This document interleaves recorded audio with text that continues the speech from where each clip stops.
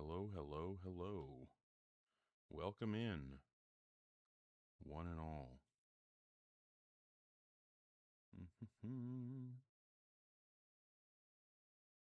I don't think I've debated God logic.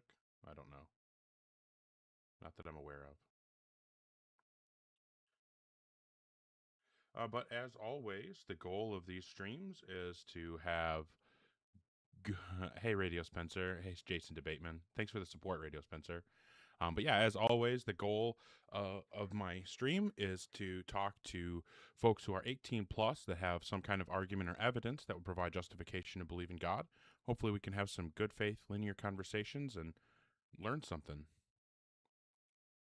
So we'll bring up our first guest. Hello. Hi, how old are you? I'm 20. Okay, and can you not eat while we're talking, please? Sorry. What God do you believe in? I believe in the Christian God, Yahweh. Cool. All right, and what would you say is the best argument or evidence that would give us rational justification to believe in God? Well, that's actually what I came up here for. So, you can't necessarily prove, quote unquote, that the Christian God is real because it's a faith-based religion. Okay, do you think that faith provides justification for beliefs? Yes. Okay, so if I have faith that there is no God, then I'm justified in believing that there is no God? Yes.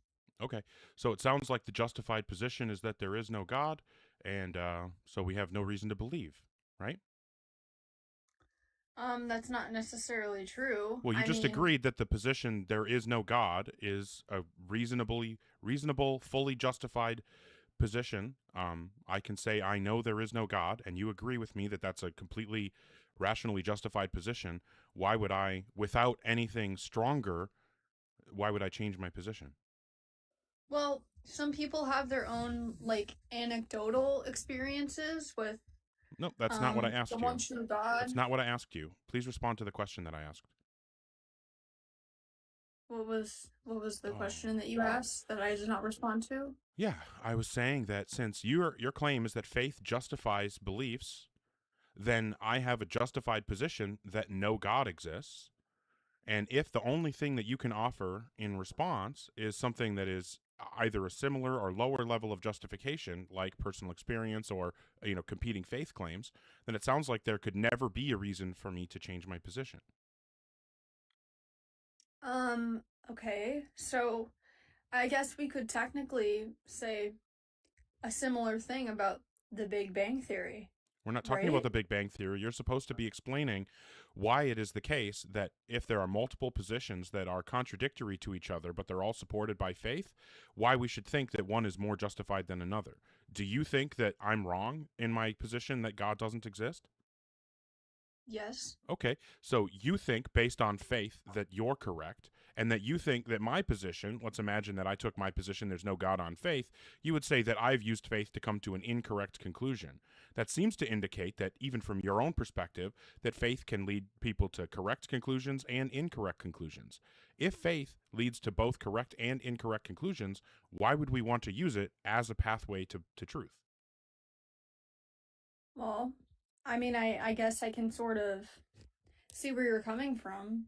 Well, please just answer the question. The basis of Christianity is... No, please answer the question. Why should we take beliefs on faith if we know that it's unreliable? It cannot reliably provide us with true conclusions. I mean, there are other justifications. That's not my question.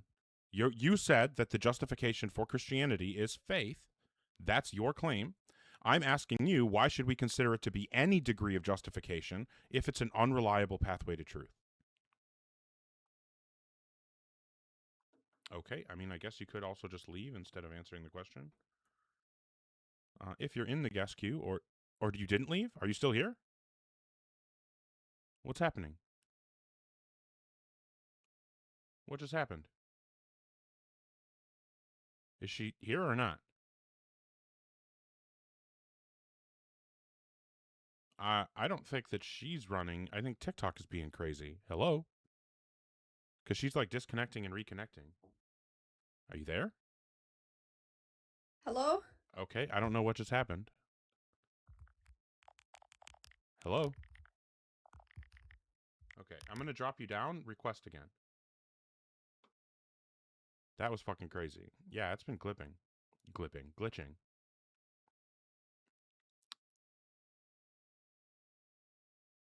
Hey, Okay. I'm sorry, I don't know what happened. Yeah, I don't know either. I thought that you ran away instead of answering the question. So the question is, since we both agree that faith leads to is an unreliable pathway to truth, why should we consider it to be any degree of justification?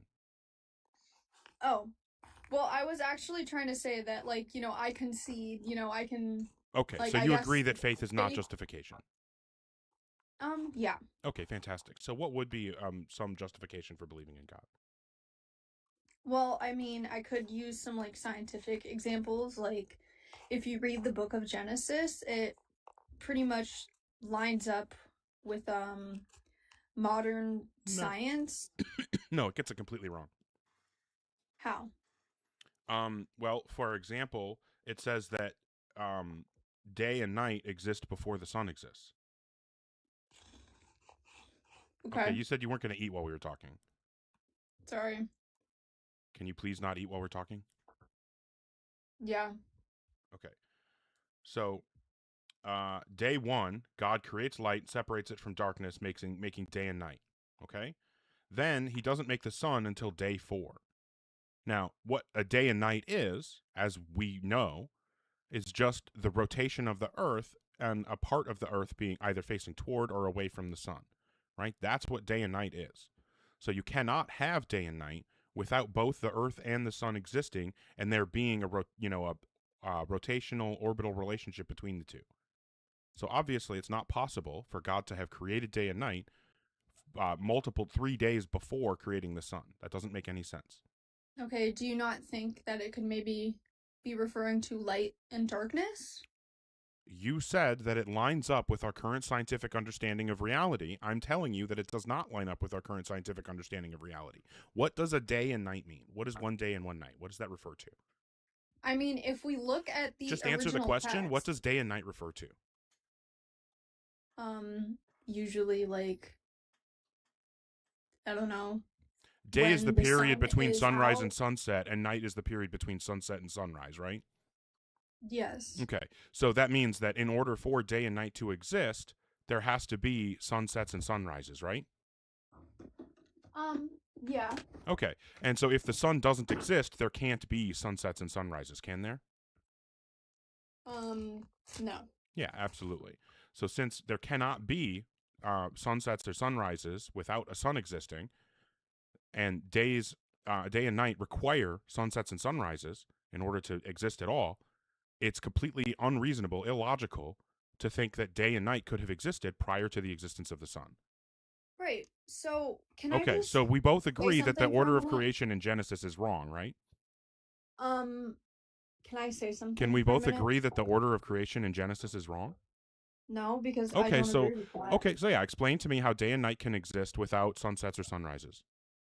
Okay, well, my Bible, the NLT version, it says Genesis 1:3, God said, "Let there be light," and there was light.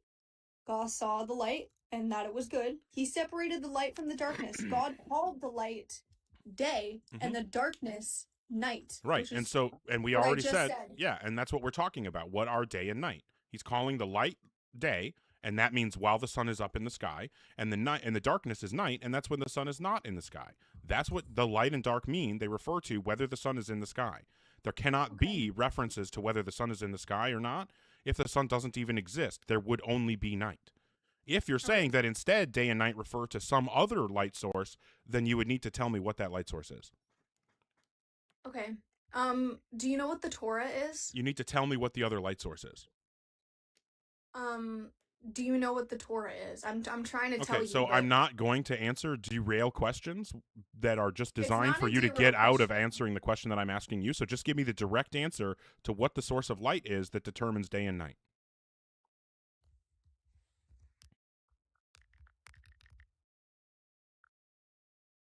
I don't really want you to hear me? debate. I don't really want to debate ChatGPT.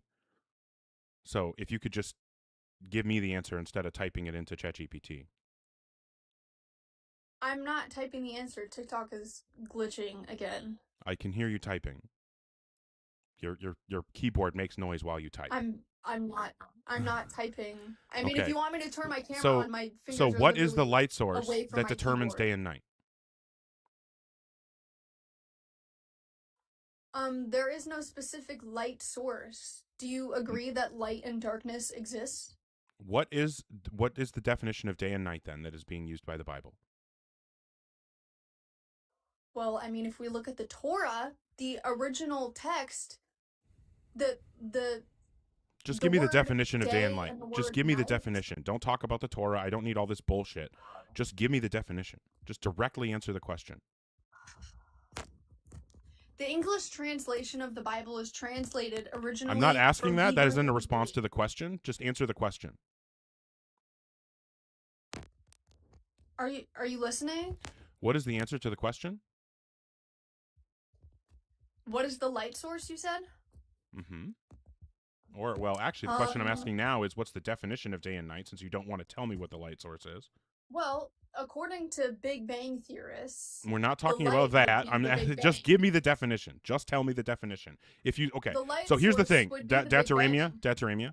Okay. So here's what I'm going to tell you. If the next thing you say is anything other than a coherent, non-bullshit answer for what the definition of day and night are, I'm just taking it as a concession and dropping you. Okay. So could you say the question one more time? So you're not even So you listening. don't help me. I just said it in while I was explaining that. What is the definition of day and night? Or if you can actually answer the original question, what is the light source that determines whether it's day or night? Okay, so the English word day refers to the time period between from when the sun rises to until the sun sets, and the Mhm. English So word that means for that in order for night- day and night to exist, that requires the existence of the sun, right? Yes. Okay, so day and night cannot exist prior to the existence of the sun, right?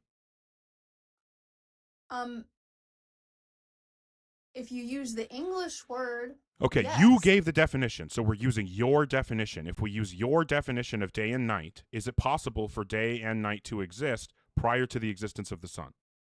in the English language. It's a yes or no question. If you answer with anything other than the word yes, or the word no, or the phrase I don't know, then I'm just going to take it as a concession because you know you can't deal with this critique of your view. So, is it possible for day and night to exist without the sun existing?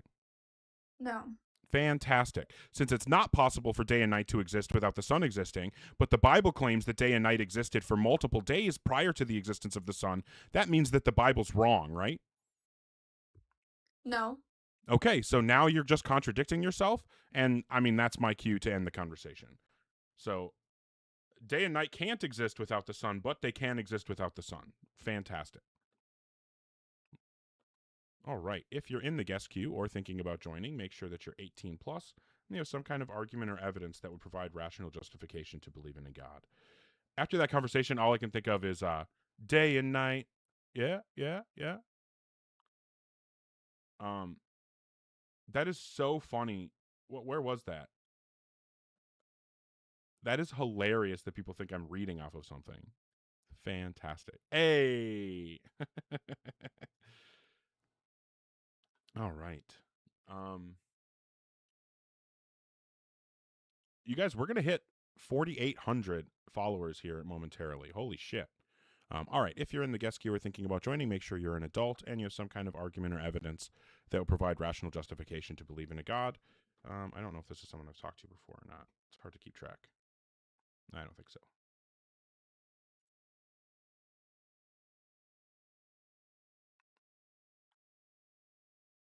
Oh, maybe they're not connecting anyway. Oh, hi. Is it Jorge or George? George. Okay. And how old are you, George? I am 34. Okay. And then what God do you believe in? The only one that I can think of. Okay. There are lots that I can think of. And I don't know which of them you believe in. So I just need you to give me a direct, honest answer of which God you believe in. I believe in the Father, the Holy Spirit, and the Son, which is very confusing term. No, so you just mean that you believe in the Christian God, right? Yes. Okay. So in the future, I would recommend when you're asked a direct question like that you just give the direct answer instead of bouncing around and trying to play word games. It honestly just makes it seem like you're embarrassed to being Christian. Now, I can understand why it would be embarrassing to be a Christian, but Yeah. I don't think that if you're going to be if it's that embarrassing to be a Christian that you can't even answer that you're a Christian when you're asked, you probably shouldn't be a Christian. But we're not going to talk about that right now. We're going to talk about what's the best reason to believe in a God. Right. Let me say something. You're just I don't giving the believe- reason to believe in God. We're not doing meta. We're not doing. reason to believe in God. Goodness. Why does goodness give us a reason to believe in God?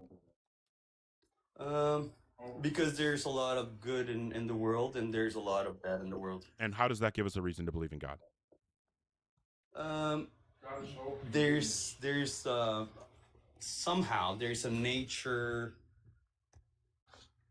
within people of goodness. And why does that give us a reason to believe in God? Because it's like if you have a light, you must have a shadow, and you can see the shadow everywhere. How does this give us a reason to believe in God? God is hope and love. Give me 1 second. You hear me? Yes, he did, but how does that give us a reason to believe in? I guess that's what it requires faith. Yep. And as I just talked with the last person about, faith is not a reliable indicator of what's true. Do you think that Muslim people have faith that Muhammad is the last true prophet of God and that Jesus is not the Messiah? I do. Yeah. And you think that they're wrong about those things, right? I would say so. Okay. Yeah. So what you're saying is that you've used faith to come to a conclusion that you think is true, and you know for sure that at least all the people in Islam who've used faith to come to the conclusion that their religion is true are wrong. And then obviously we're going to just say the same thing about, every Hindu who believes in their religion on faith, every Baha'i, every Mormon, every, Norse pagan, every Scientologist, all these people who believe in their non-Christian religions on faith, you would say that they're all wrong, correct? No, I think they all have something truthful. Right, but all of them say that Jesus is not the Son of God. God is not Trinitarian, and Jesus didn't rise from the dead. So are they correct about those things?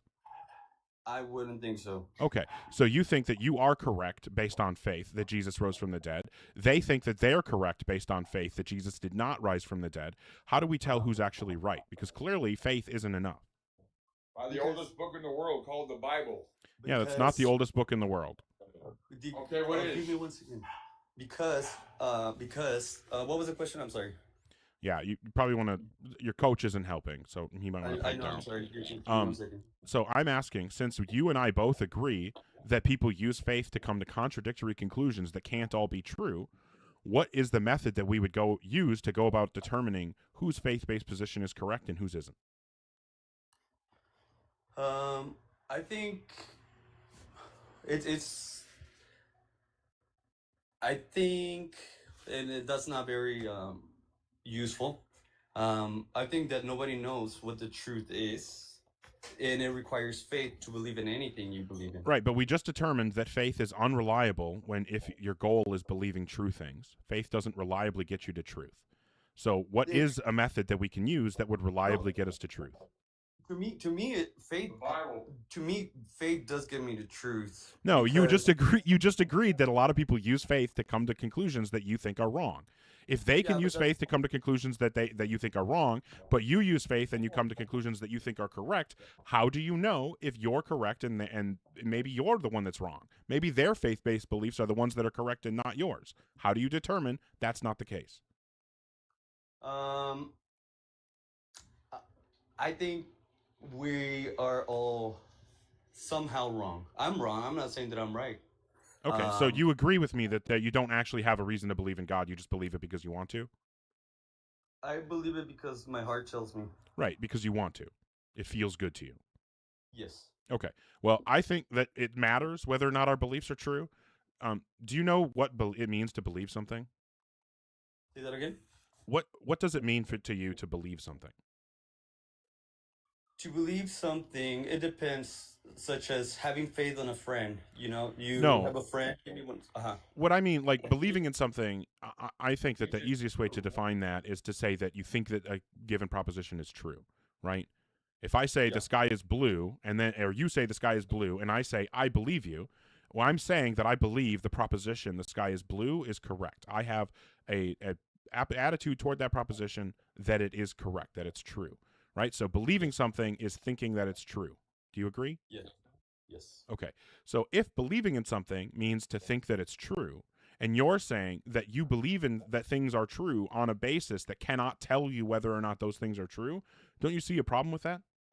No, there are a lot of bases that tell me that Yeah. there are How do some. you determine that it's true that God exists? Because obviously, as we've determined, faith doesn't do that. I've seen. Well, okay. I guess the biggest example I can say is, Facts. I've seen people change through Yep, that happens in through. every religion. Like, there's lots of stories because Islam is really strict on alcohol, so there's lots of stories of people converting to Islam from Christianity and it helping them overcome alcohol addiction, alcoholism. Right, so that is a Uh-huh. positive, massive positive change that happens in these people's lives Yes. when they Definitely. convert religions. Now, Yes. from my perspective, there isn't a God involved in that. It just is a matter of having a new social structure providing them support to help them through a difficult time that they're struggling to deal with on their own. I think that's perfectly reasonable. And I also see the exact same thing when people get benefits from converting to Christianity. It's just, either social support or some other, tangential or side benefit that they get from joining the religion or the community based around the religion that actually provides the benefit. It's not the belief in the religion itself providing the benefit. True. What you would That need is to 100% demonstrate, true. is that it is actually the existence of a God that is providing that benefit. And so in order to do that, you would need to show that all the benefits people get from other religions are just coincidental, and all the benefits that people get from Christianity really come from the truth of Christianity. Do you have a That mechanism would to determine that? be really hard to explain, because it's like the sun. It goes up every day for everybody, and doesn't matter whether they have done good or bad. It still goes up, That and doesn't it still respond to shines. anything. How does this respond to what I said? What did you say? Repeat the question, please. I'll be honest with you, George, this is getting frustrating because it feels like you're not really listening. You're just waiting to talk to say your next platitude about your religion because you refuse to actually think about whether you could be wrong. That's extremely frustrating. I'm willing to engage with you. I'm ready to consider that I could be wrong. I'm asking you to do the same courtesy for me. What What I'm is asking faith? you, what? What is faith? Let him talk. Go ahead. What are you asking? Faith is simply an excuse for believing in something that you don't have a reason to believe. But what Okay. I'm trying to ask, since faith can't reliably get us to truth, because sometimes it leads people to false beliefs, and according to you, sometimes it leads people to true beliefs. Fine, it's Mhm. unreliable. So if we know that believing in something means thinking the thing is true, and so we want to make sure that we only think things are true that are likely to be true, that we have reason to think are true, then we would need some reliable mechanism to help us determine what is and isn't likely to be true. What is some Bible. reliable mechanism, so obviously not faith, that we can use to determine whether or not Christianity is likely to be true? That's really hard. It's just The text from the Bible. you have a book, you have a person that created everything, and These are just claims. There's a claim that someone created everything. Why should I even think that things were created? because you need an engineer to make a radio. That or wasn't a my plane. question. You're claiming that the universe was created. I agree that if there was like if there's a building, there's a builder. If there's a painting, there's a painter. I agree that if universes are like that, then there would be a universer. Why should I think there's a universer? Because a building doesn't construct themselves by themselves. Yeah, I'm It's like asking the evidence that universes are like buildings in that they need to be created by an intent. well, that's really hard to explain. Okay, well, that's your burden. That's what you would have to be able to explain in order for it to be reasonable to believe in your position. But that's why faith comes in, I guess. Okay, all right. Well, hey, I mean, if you're just using faith as a like, hey, I know that I'm being unreasonable, but I'm not going to stop being unreasonable because I like being unreasonable too much, then I guess there's not any more conversation for us to have. I appreciate you, and I hope you have a good one. All right. If you are in the guest queue or thinking about joining, make sure that you're 18 plus and you have some kind of argument or evidence that would provide justification to believe in a God. Hi, Luna. Glad to have you here. Thank you so much, everybody, for the support already. Jam, Radio Spencer, thank you. Poopman Jones, love the pink cowboy hat. That's so awesome. Lupine, thank you so much. KC with the money gun, fuck yeah, thank you. Lupine, Poopman Jones again. Lem, Serial, KC, 24 Carat, Remy, Lem, Poopman Jones, Remy, Kurt McManamy. We're gonna pretend that I did that correctly. Cool Beans, thank you so much. Owly, Decon Blue, and Remy again, thank you all. I sincerely appreciate you. All right. So if you are in the guest queue or thinking about joining, make sure that you are 18 plus and have some kind of argument or evidence that would provide justification to believe in a God. Holy shit, follows are coming in really fucking fast. We're already well up over 4,800. We were under 4,800 at the beginning of the stream, fucking less than half an hour ago. So that's pretty crazy. Hey, maybe we'll get to 5,000 tonight. That'd be fucking awesome. I don't even have I was thinking about, I should come up with if I get to 5,000, I'll do something. But I had no idea that there could potentially be a possibility of that happening tonight. So I'm not prepared with anything. I have no idea. If it happens tonight, then all I'll do is just gush about it for a while. All right. We'll bring up the next person.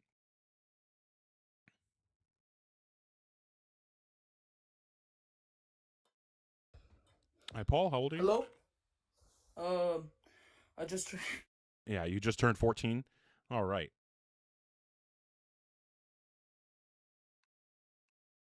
Hey, thanks, Parker. Hi, Moshe. How old are you? Hi, I am 37. Okay, and what God do you believe in? I believe in the Jewish Okay. Torah. Sure. And what would you say is the best argument or evidence that would provide rational justification to believe in God? So actually, I wanted to go off of a different argument that I heard here, because you were talking about the definition of day and night. I just want to know the argument that you want to provide for God. That conversation, that conversation was as a result of the argument that was given. But what is the specific? Okay. So when I'm asking for an argument for God, you need to provide a line of reasoning that concludes, therefore God exists, not just say the name of a book. The Torah is my proof that God exists because He gave the Torah. Okay, and so what's the line of reasoning that concludes, therefore God exists? The faith that everything in that Torah is true.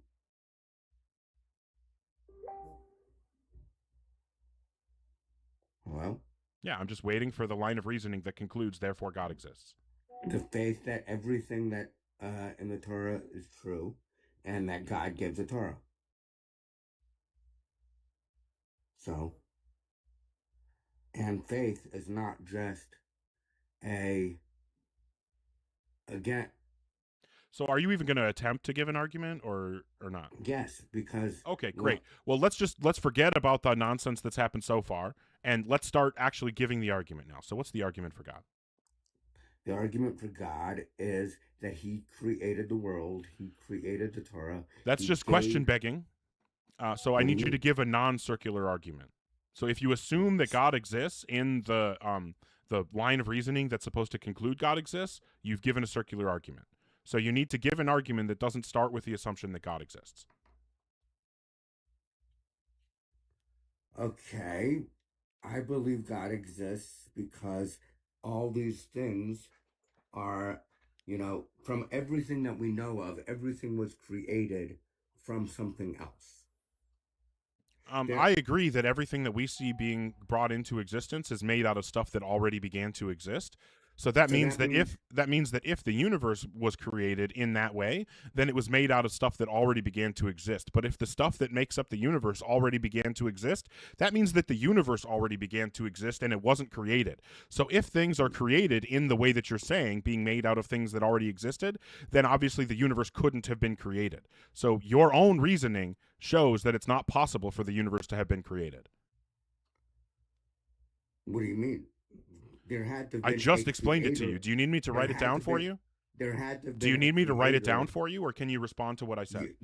So you are interrupting me, and you... Yeah, because you're not responding to what I said. So yes, I am. I'm going to continue interrupting you unless you respond to what I said. What's your response to the argument that I just gave that demonstrates the universe could not have been created? there had to have been a creator of the universe. Oh, so your response to my argument is to just assert that the conclusion is wrong and not actually deal with any of the reasoning that went into it? I'm not understanding your reasoning because Okay, so you need me to write it down for you? you're not listening. Okay, It doesn't everything seem like you were listening. that comes into existence is made out of other stuff that began to exist. If the universe came into existence, it was, we'll say, oops, undo that. I got a little bit ahead of myself here. Okay, so then we're going to say, if one is true, that implies that if the universe was created, or excuse me, if the universe came into existence, it was made out of other stuff that began, or I'm sorry, not began to exist, that already existed. I can't even keep my own fucking argument straight. And made out of other stuff That's why that I was already confused. existed. If that wasn't why you're confused, I didn't make that mistake earlier. I'm just making it now because I'm typing it out. Okay. If the universe came into existence, it was made out of other stuff that already existed. If the stuff that the universe is made out of exists, then the universe exists. The universe cannot come into existence if it already exists. So, conclusion, the universe never came into existence. Okay. So, what is your response to this argument? So there are things that if you put two and two things together, it creates a new thing, correct? Which premise are you rejecting here? 1, 2, 3, or 4? I'm rejecting that you can't make a new thing. Which premise is that? Is that 1? Sorry, I'm reading it again to make sure everything comes into is made out of stuff that already exists. 1 could be rejected because there has to be a Okay. beginning. Well, you're the one that made that argument. So it sounds like you're just rejecting your own argument now, which is fine because that What was do you what I was mean? going for. You're the one that No. said that everything that exists is made out of other stuff that already exists. You were the one talking about stuff being made out of other stuff. And so I gave you the No. argument that if stuff that comes into existence is made out of other stuff, then obviously the universe never began to exist. But here's the thing. If you're saying that it's possible for something to come into existence without being made out of stuff that already existed, then you're saying that something can come from nothing. Is it your position that something can come from nothing? Everything has to have a creator. Is it your position that something can't come? Is it your position that something can come from nothing? No, everything has to have a creator. Okay, so we're gonna update this. Oh wait, hold on. So everything has to have a creator? Yes. Okay, so your position is that everything that exists has a creator. Yes. Okay, and do you agree that if God exists, then He's ultimate, like He's the foundation for everything else that exists? Yes. Okay, so now we're gonna give a new argument. So now I see where you're going because then you're going to say then that what exists created God has a creator. Okay. If God exists, then He is ultimate. We'll just clarify this. If God is ultimate, then He does not have a creator. Right. Conclusion, God does not exist. No. Yep. Which premise do you reject? The last one. If God is ultimate, then He doesn't have a creator? No, the one right No, that's not the afterwards. premise. That's a conclusion. Rejecting the conclusion is rejecting logic. So you're just saying then that you don't No, agree I'm with not. logic. Are you saying that logic doesn't apply to God? Exactly. Oh, logic doesn't apply to God. Fantastic. So then we'll say logic doesn't apply to God. From 1, we can conclude that the law of identity doesn't apply to God.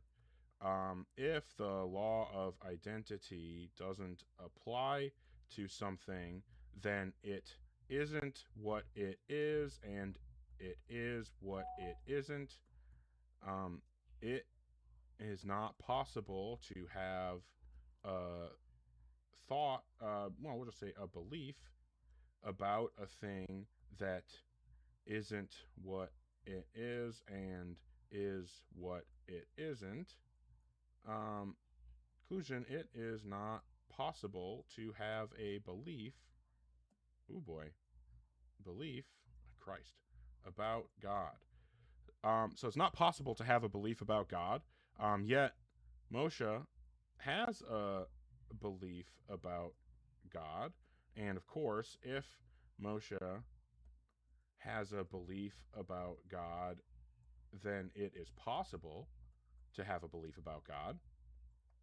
All right? So now you're committed to the position here that it is possible and not possible to have a belief about God. So you have a contradiction in your worldview. So now what you can do is either accept that you are an illogical person, an irrational person, or fix the contradiction. Or that's why it is called faith. Okay, so yeah, you're just accepting that you're an irrational person and there's no conversation to be had. Fair enough. Oh. No, I do this every time. Stupid notepad. All right. Hey, thanks, Poopman Jones. Fuck yeah. If you are in the guest queue or thinking about joining the guest queue, make sure that you're 18 plus and you have some kind of argument or evidence that would provide justification to believe in a God. Why do I think it's irrational to believe in God? I think that Moshe gave us a really good example of the kind of irrationality you have to engage in to believe in God. Ended up rejecting logic. Hey, CT. I don't have very deep thoughts about Buddhism. I'm not super familiar with it. Hi, Brian. How old are you? I'm 61. Okay, and what God do you believe in? I believe in the Christian God, the one God. Okay, and what would you say is the best argument or evidence that would give us rational justification to believe in a God? It would be from the human recording of the Bible and knowing that the Bible is the Word of God. And so when you look at the death and resurrection of the human figure, Jesus Christ, you can look at one, the resurrection, where there were eyewitnesses, and who were the eyewitnesses? Pardon me? Who were the First eyewitnesses? Well, you had Mary Magdalene. You had. Where can we read Mary his Magdalene's mother- eyewitness account? This was all well documented by Peter and Paul. Yeah, where can I And read the eyewitness accounts? in the Bible, you can. Oh, no, there's read- no eyewitness accounts in the Bible. The Bible just has stories about, that say that people saw it. I'm asking to actually read the eyewitness accounts, right? That's what I'm looking for. I'm going to go ahead and I'm going to use that as my launch pad. No, you're going to provide. you No, won't okay, go okay, to- Brian, no, Brian, hang on. Brian, No, let me- Brian, Brian, Let me Brian, listen Brian, to Brian, Brian, I'm there, going to Brian, answer your Brian, question, but you need stop, to listen. stop. I just want to make sure that you're aware that there are only two ways to move forward in this conversation. One is that the next thing you say is beginning to list the names of eyewitnesses of the resurrection and where I can read their eyewitness testimony, or the next thing you say is a retraction of your claim that we have eyewitnesses to the resurrection. So those are the only two ways to move forward. If you say literally anything other than one of those two things, I'm just going to take it as a concession that you're not willing to support your position. Your premise of that argument is false. However, Okay. Thanks for the concession. All right. If you're in the guest queue or thinking about joining, make sure that you're 18 plus and you have some kind of argument or evidence that would provide justification to believe in a God.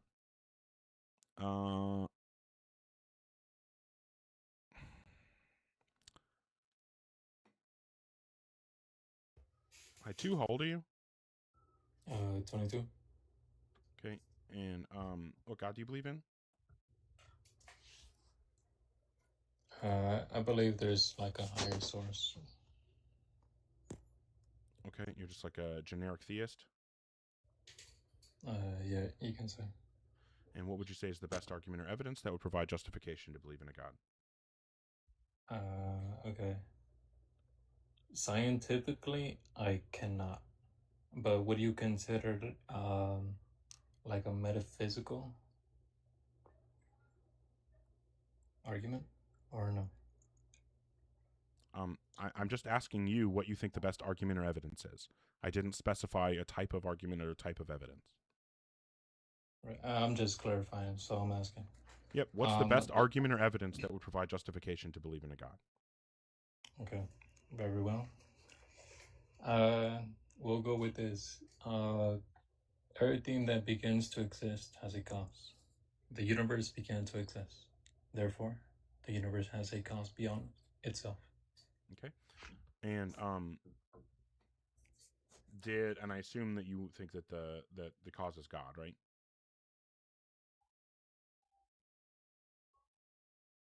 Correct? Yeah. Okay. Did God's act of creating the universe, did that begin or was that eternal? Repeat it. So, God's act of creating the universe, did that have a beginning itself or was it eternal?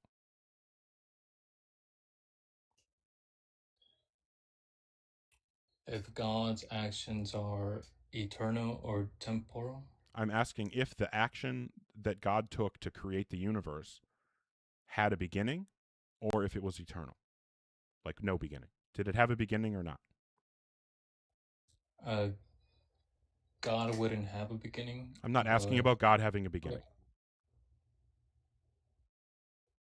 I would say yes. Okay, so God went from a state of not creating the universe to a subsequent state of creating the universe, right?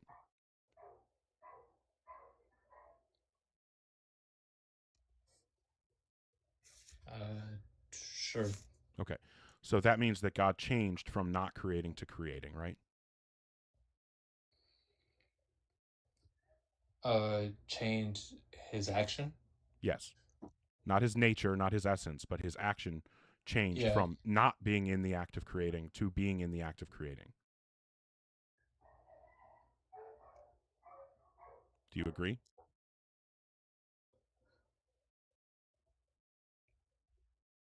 I would say yeah. Okay. Unfortunately, change can only happen in time, because if something changes, that means it goes from a past state to a present state or from a present state to a future state. But past states, present states, future states, those are all time words. Those are temporal concepts. So in order for something to change, it has to be inside time. In order for God to be the creator of the universe, he would have to be outside of time. But you're saying that God changed when he went from not creating to creating. So that means that God was inside time when he did that, which means that he was inside the universe. But if he was inside the universe, that means the universe already existed prior to him going from not creating to creating, so he couldn't have possibly created the universe. So your argument is just self-defeating.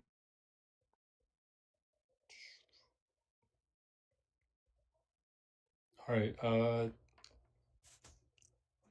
You were saying yeah, God was eternal, but his actions were temporal. I didn't say that. I just asked if there was a change. And because there was a change, it follows from that God is in time. And if God's in time, he's in the universe. If he's in the universe, he can't create the universe because the universe would have to already exist for him to be in time. So do you have any response to this? I would just hold to that God has a distinction between his essence and his actions. That's irrelevant. It has nothing to do. That doesn't respond to my argument here. So I need you to respond to the argument that I gave. Because if you said natures can't change, I didn't say natures can't change. I didn't say anything like that. You need to respond to the argument that I gave, not the argument that you wish I gave, because you know you can have a response to that one. Respond to the one I actually gave. Well, I'm just clarifying, right? So you're saying God's action changed, but he himself did not change, right? I didn't say anything about his essence or his nature changing. Correct. So just to clarify, you do not hold a positive claim that the nature itself changed, right? Correct. I am not making a claim like that. Okay. Then only since we understand that God does have a distinction within himself, right? It would be his essence. This is not a response to my question. So, this is not a response to my argument. If the next thing you say is another, like, red herring that you're trying to run away from the argument, I'm just going to move on. Well, yeah, because the thing is, it's because you already assume that his actions is his essence. That's the thing. Nope, I never did that, and so obviously you're not willing to actually respond to the argument. So, like I said, I'll just move on. Okay. Yeah, if you're in the guest queue or thinking about joining, make sure that you are 18 plus and you have some kind of argument or evidence that would provide justification to believe in a God. Yeah.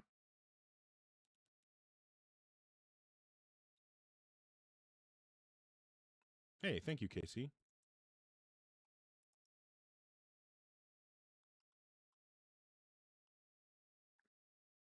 Dax.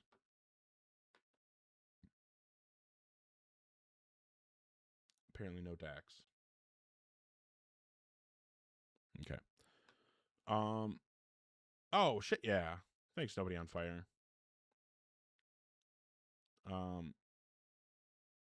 Okay. Where did I get to? Thank you so much, Parker. Lobes, it's so awesome to see you here. I don't know if you're still here. But thank you.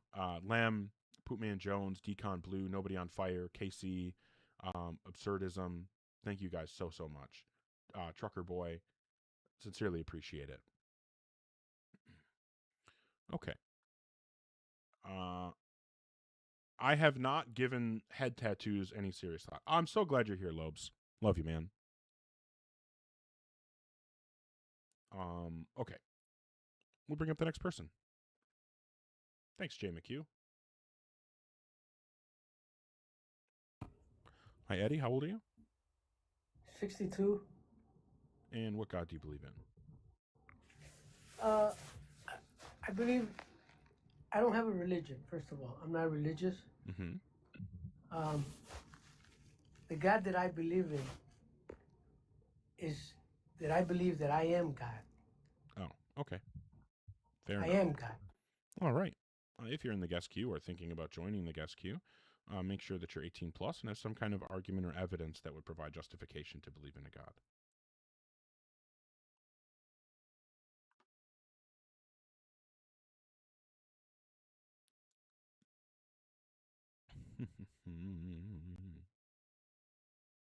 I thought it ended pretty well, Alan. By ending it immediately. Okay, maybe Ben won't connect either. I suppose it's possible that he's Mormon. But then he would have said he believed in the Christian God.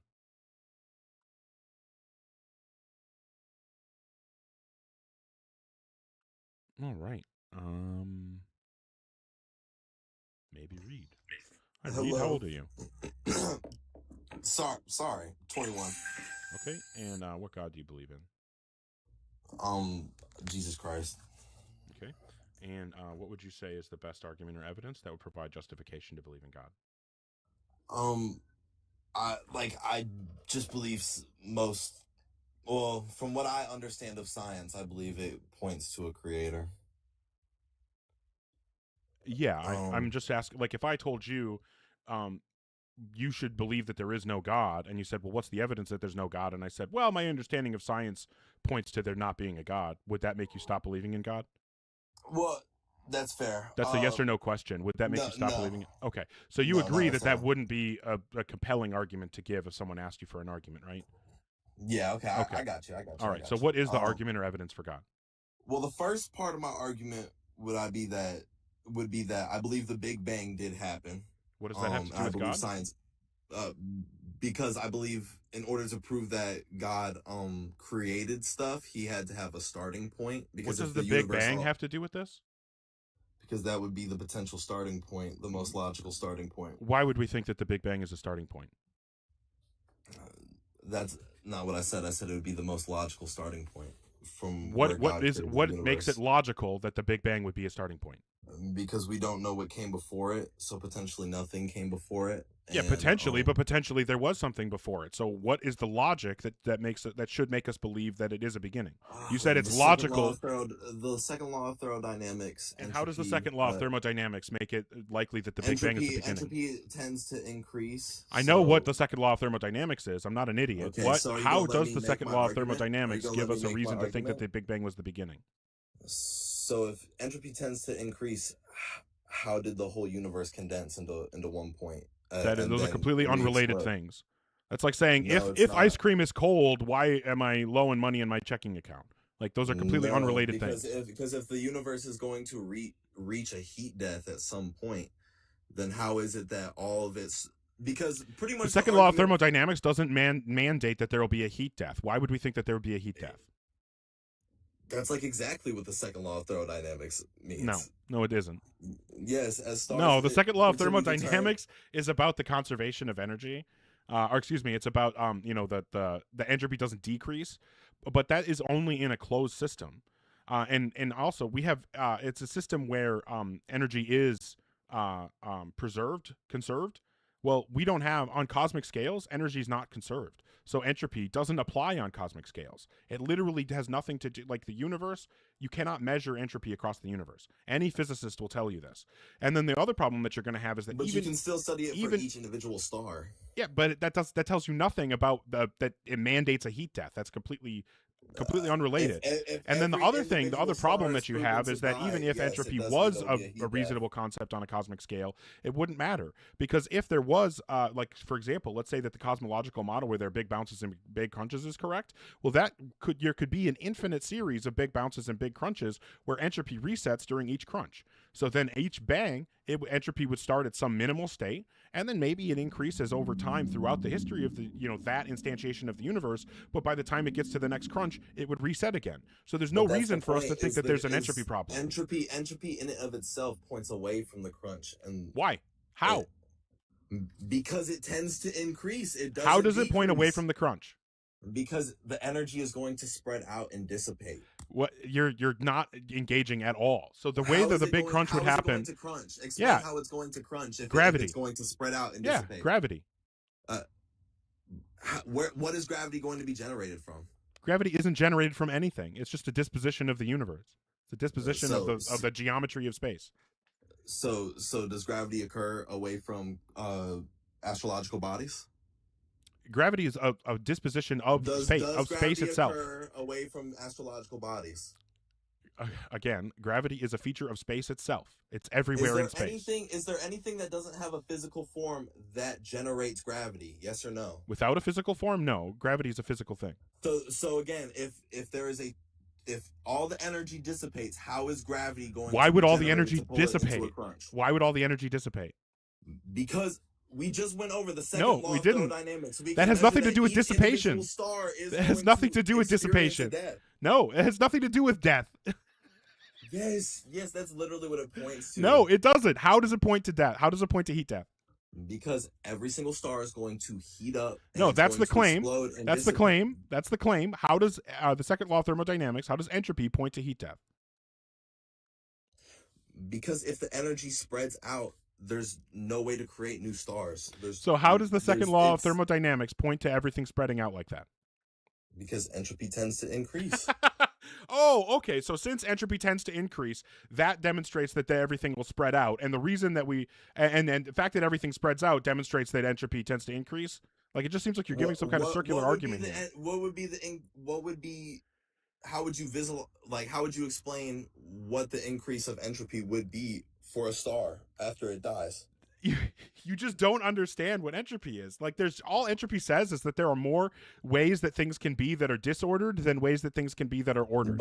And because of that, there's a tendency in closed systems to tend towards disorder. That has nothing to do with whether or not things will tend toward heat death. Those are completely unrelated concepts. If you think that their concepts are related, you need to draw the connection. If you can't draw the connection, then you need to just concede the point.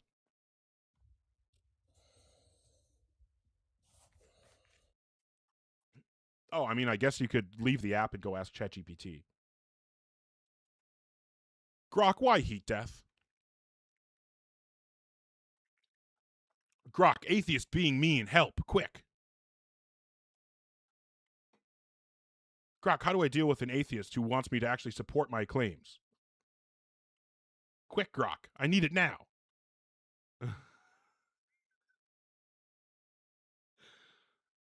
Nothing, Reed? Is this like your oh, okay, that's what I thought. Yeah, then you just leave. If you're in the guest queue or thinking about joining, make sure that you're 18 plus and you have some kind of argument or evidence that would provide rational justification to believe in a God. All right. Yeah, a runner indeed.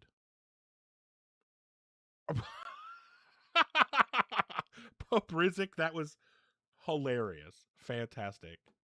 I'm not reading it though. Thank you so much, Bradley Cooper, for the support. Fight for love. Appreciate it so much. All right. We'll see if Tiffany has a better argument. Hi, Tiffany. How old are you? Hey, I'm 35. Okay. And what God do you believe in? I believe in Yeshua HaMashiach, which is Jesus Christ. Okay. And what would you say is the best argument or evidence that would provide justification to believe in a God? So I don't want to say argument or evidence. I just want to tell you a personal experience that I'm I not. have Nope. experienced. Stop. Hold on. Okay, I'm go not ahead, listening. Hold on. I'm not Okay. listening to any personal experiences. Okay. So I just need some argument or evidence for God. If you think personal experience should be involved in the argument or evidence, then all you need to do then is just give the reason why we should trust one person's interpretation of their personal experience over another's. Okay, and then I guess I lose at this debate, so I'm gonna hang up. But thank you for Have a bringing good me one. on. Hey, I mean, at least you accepted it right away. All right.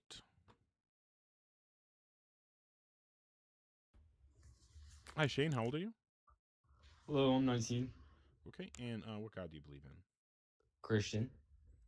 Okay. And what would you say is the best argument or evidence that would provide rational justification to believe in a God? Rational? Yeah. Okay. Okay. Do you believe Jesus Christ was a human being walking on the earth? No, but I'd be willing to grant it for the sake of conversation. I'm not asking if you believe like he's the son of God. I'm asking if you believe he was a human being on this earth. I don't, but I'm willing to grant it for the sake of the conversation. Okay. Why do you not believe that? There's more. Is this really what you want to get bogged down in? The reason I'm willing to grant it is because it doesn't matter. Like, it doesn't matter whether or not Jesus actually existed from my perspective, because if he didn't exist, then we still are in the same place of why should we believe in God? And if he did exist, that has literally no bearing on whether or not we should believe in a God. So it doesn't change.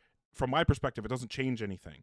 If all you want, if you really want to just like get bogged down in a debate about Jesus' historicity, you should go talk to Christ before Jesus. Jaron would love to have that conversation with you. Okay. Okay, well then I'm gonna ask you like about the creation, like the Big Bang. Do you believe in the Big Bang? Yeah, and I know enough about the Big Bang to know that it has nothing to do with the universe having a beginning. So if the universe was created, that must mean that it came into existence. So why should we think the universe ever came into existence? Can you repeat that, please? Yeah, the Big Bang, according to physicists and cosmologists, the current large majority opinion is that the Big Bang says nothing about whether the universe had a beginning or not. And so if we cannot appeal to science, the Big Bang, for the universe having a beginning, then we would need some other reason to think the universe had a beginning.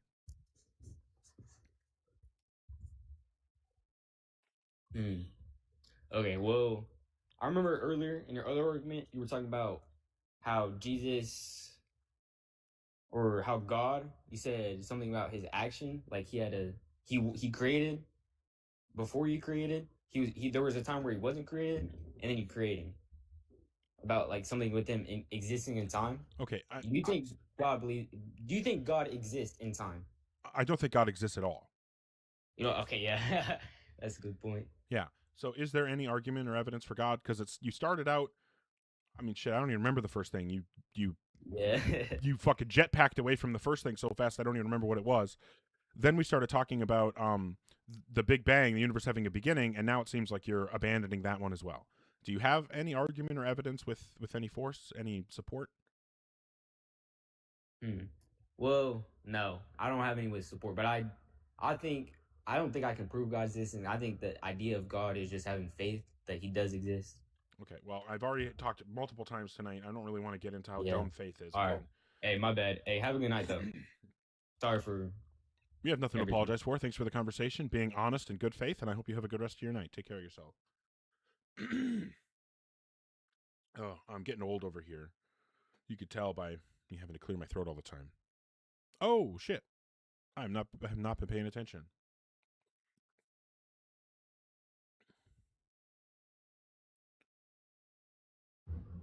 Hey, what's up, Lobes? What's up, man? How's it going? It's going okay. How are you doing? I'm good. Drinking that water I was talking about.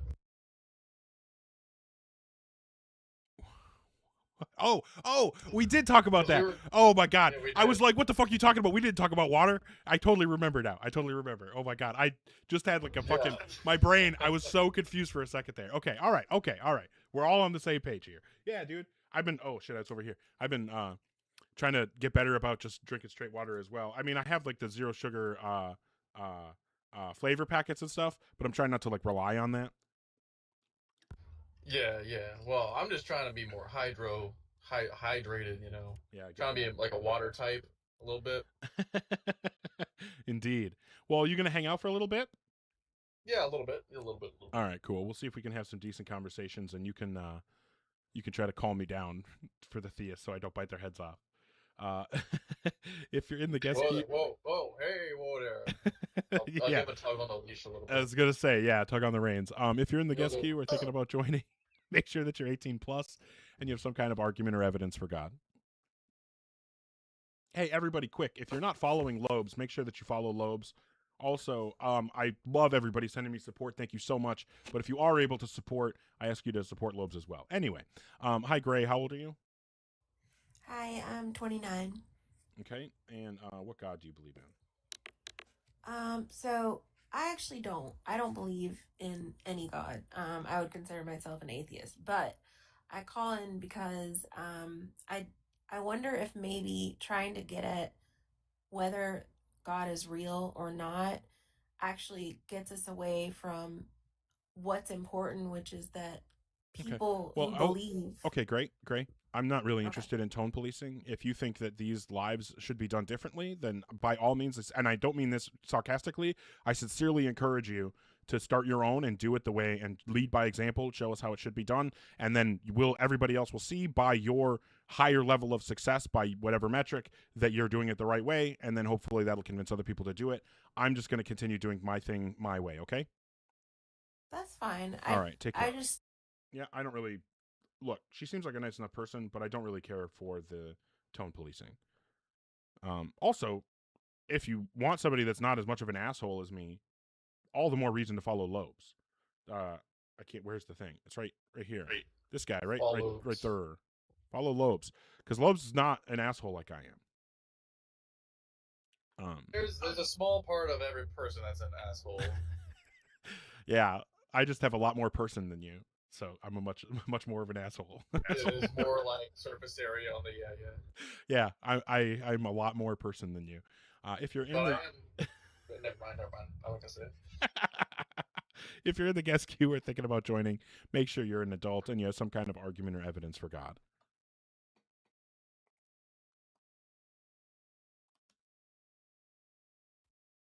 Hi, Kingston. How old are you?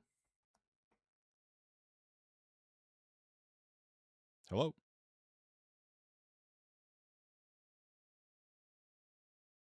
Bueller. Okay, fair enough. Best call of the night. All right, maybe it's like musical chairs in here. It is like it do be like that sometimes. Well, I also run through people pretty quickly because I'm such an asshole. Is Sophia also not going to connect? TikTok's been weird today. My first guest, hello? Yeah, okay, I can hear you now. Okay, how old are you?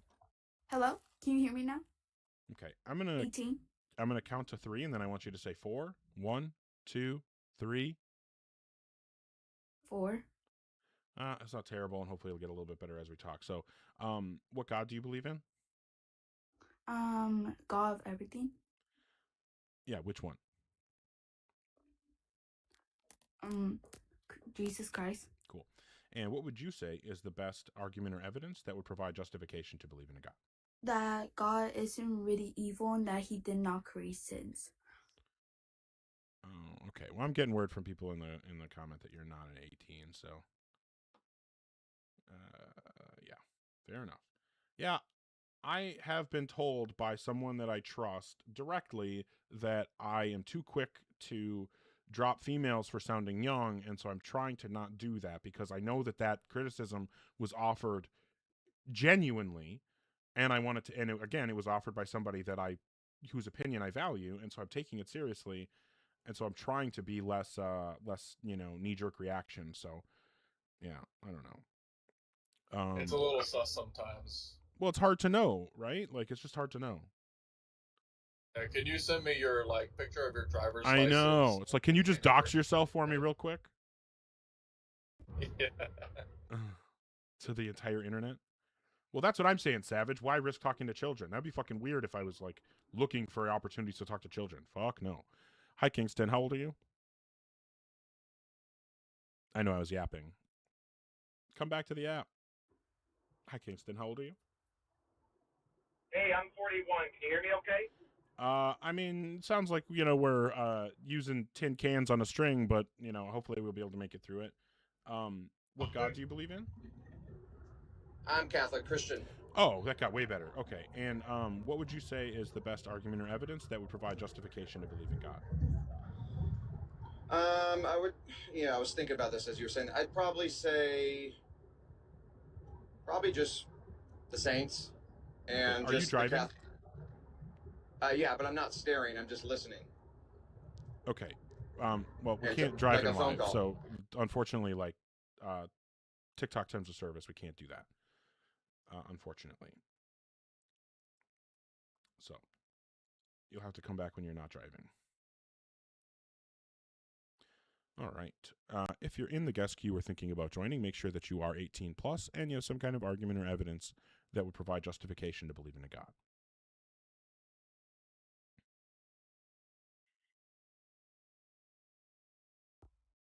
Hi, Nashville Nate. How old are you? I'm 32. Okay. And what God do you believe in? God the Father. Okay. Do you mean Jesus Christ is Father. Okay. And what would you say?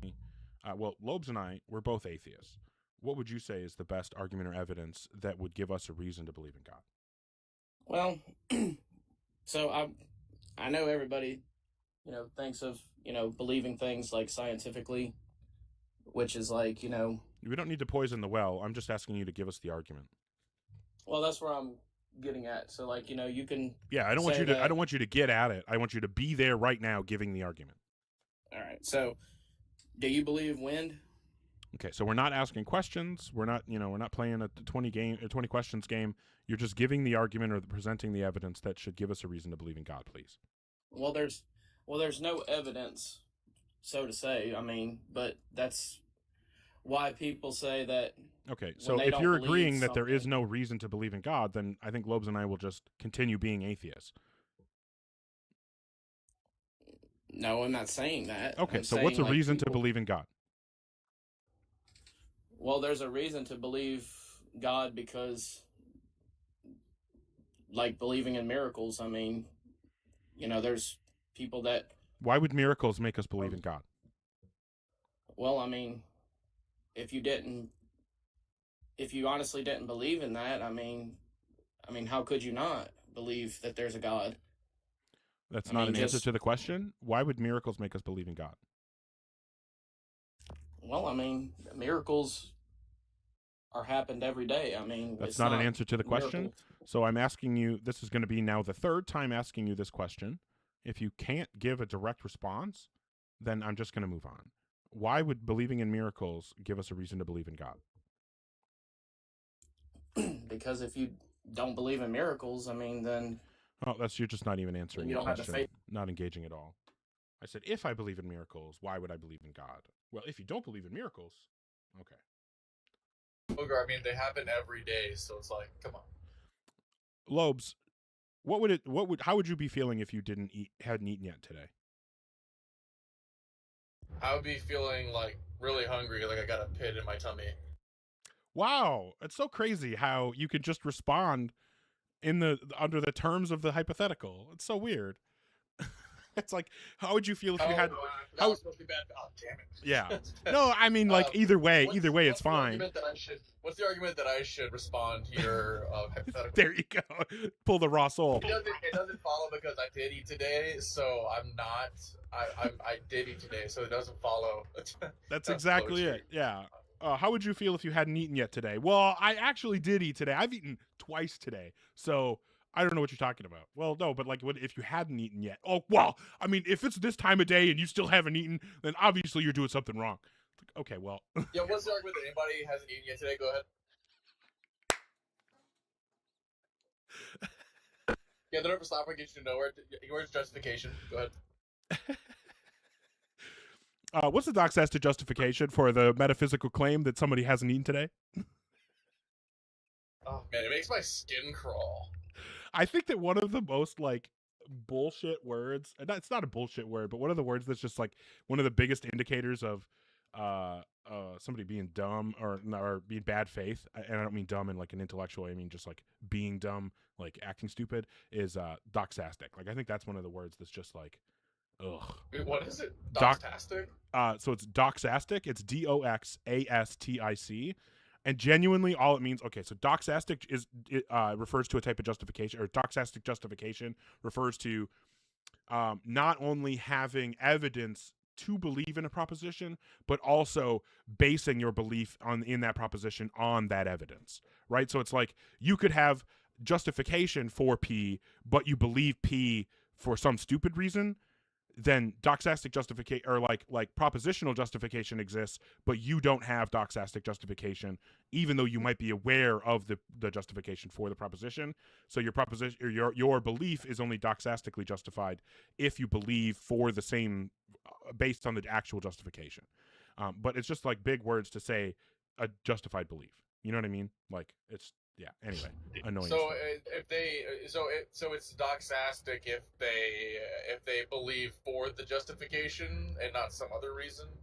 Yeah. Well, like for example, if I got a tarot reading yesterday that I'm going to win the lottery today, and I go and I and so now I believe that I'm a lottery winner, and then I have a lottery ticket that actually wins, but I still believe that I'm a lottery winner on the basis of the tarot reading, I don't have doxastic justification for my belief, even though I am in possession of propositional justification for it. Okay. It's such a pedantic. It's like such a pedantic distinction, and I understand why the term exists. Like in a really rigorous, technical, philosophical discussion, it might be necessary to say like, oh, well, I think the issue here is that this argument relies on this other thing, and so it's not doxastically justified. And you could like have a reasonable conversation about if that. If you're talking about JTB or something, right? Yeah, that's like kind of where it comes up, is in like epistemology and stuff. But I think that if you're just like Catholic thinkers saying, yeah, it's an attempt to avoid Gettier problems is looking for doxastic justification, because like that's what a lot of the Gettier problems are getting at, is like JTB isn't a good account for knowledge, because you could have knowledge that propositional justification exists, but your knowledge isn't, or your belief isn't based on that, so you don't have doxastic justification. I just think it's a word that people throw around to sound smart. That's all I was saying. The only reason I brought it up is because I think it's one of those words that people only use to try to sound smart. Like, you don't ever hear PhD philosophers explaining one of their positions and using words like that. Like, it just doesn't happen. Okay. Oh shit. What did that Nate guy want to talk about? I don't remember what his I got so lost in the sauce of the other shit that we were talking about. That's what always happens. Oh, miracles. I know. I just want to yap with you. All right. If you're in the guest queue or thinking about joining, make sure that you're that you are 18 plus and you have some kind of argument or evidence that would provide justification to believe in a God.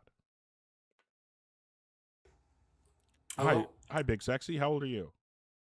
I am 20 from Texas. Okay. And what God do you believe in? I am a non-denominational Christian. Okay.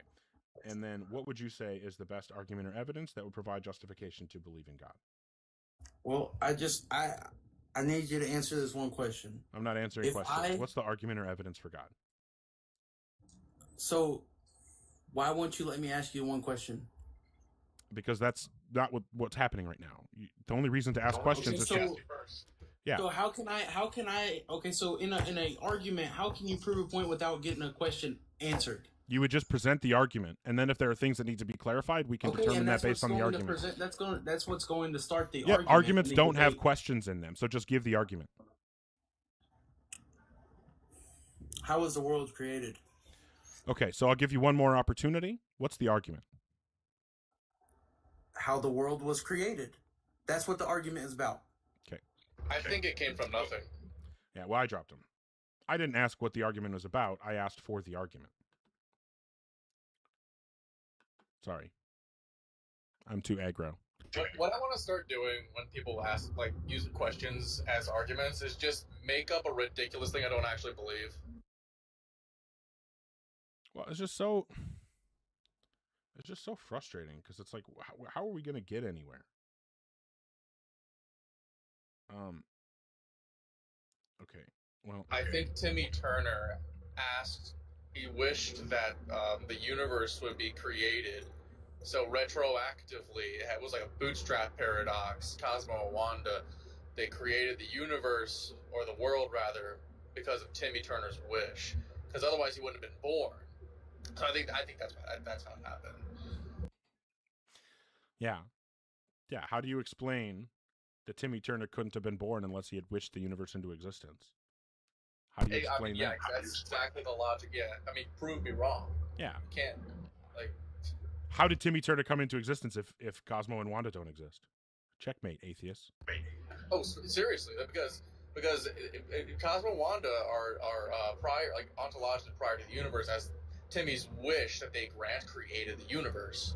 So, if the universe is ontologically prior to Timmy Turner existing, then it's like this big circle with the bootstrap paradox.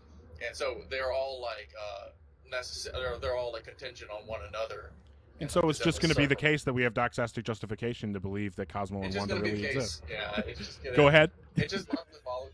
Yeah, so it just logically follows that. But it's on doxastic justification to me turning Cosmo and Wanda in paradigm. under the Cosmo and Wanda schema. Under the Cosmo Wanda schema, they were a thesis about this. All right. Well, let's see if Aljo has something more for us this time. I talked to Aljo a couple days ago, and I don't think that we got very far. Yep. Yeah. Hi, Aljo. Are you still Christian? No, you caught me off guard. I didn't know what to say that time. I was playing Roblox, I was saying. But are you still Christian? Yeah. Okay, I'm gonna just give you two choices. We can talk about this. Oh, you're like which argument you want to give? Just give whatever is your favorite argument or piece of evidence. I mean, I might just go with history, I guess. Okay. I mean, Romans, they don't believe, they're not Christian, most of them. Like in the old times, they were not Christian. So there's actually Romans, like historians that wrote about Jesus. No. Christ. No. Let's be accurate. Yep. No, let's be accurate. There are Roman historians who wrote about people believing in Jesus. They didn't write about Jesus. No, there's actually 3 that wrote about Jesus. So you're going to give me an example of a Roman historian who wrote directly about Jesus and not about people believing in Jesus? Yeah. Okay, so what's the first one? Okay, Tacitus. Okay, where did Tacitus write directly about Jesus?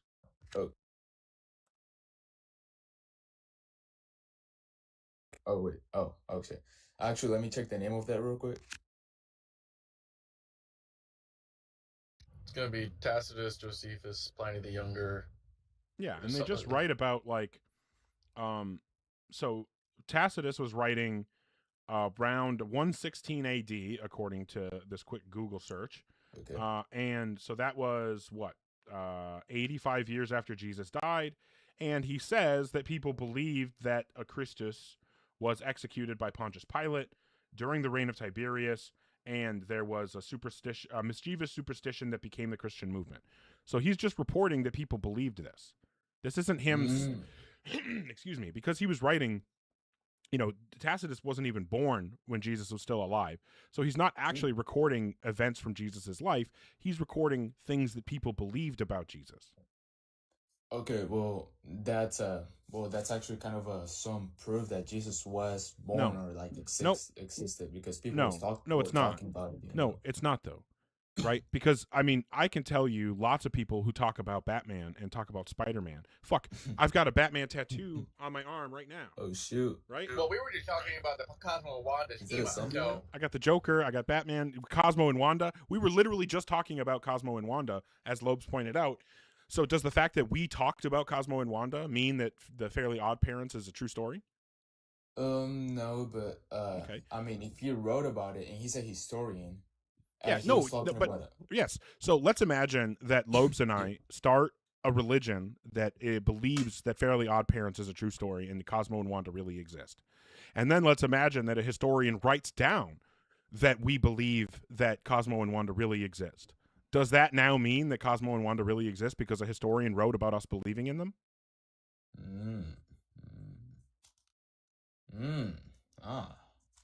So, because the principle that you're trying to operate on right now is the idea that someone writing down that someone else believed something means the thing that a second person believed is true. I don't think that follows at all. I mean, that makes sense, yeah. I mean, I wasn't there, so... Right. Well, can I at least tell you my other argument? Yeah, if you have a different argument, that's fine. Okay, so I'm gonna just go simple with the fine-tune of the world, like electrons. Like, if they were, like, by a small fraction, a little bit different, there'll be nothing. And the chance for it to actually exist, it'll be, like, basically 1 to infinite. How did you determine that? Okay, I checked the name real quick. Roger Penrose wrote it. Yep. How did Roger Penrose determine that it could have been different? I'll spoiler alert. He didn't.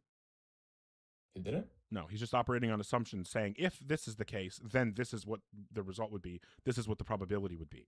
But we don't actually know whether the physical constants could have been any different. We have no way of knowing that. Well, what about gravity, though?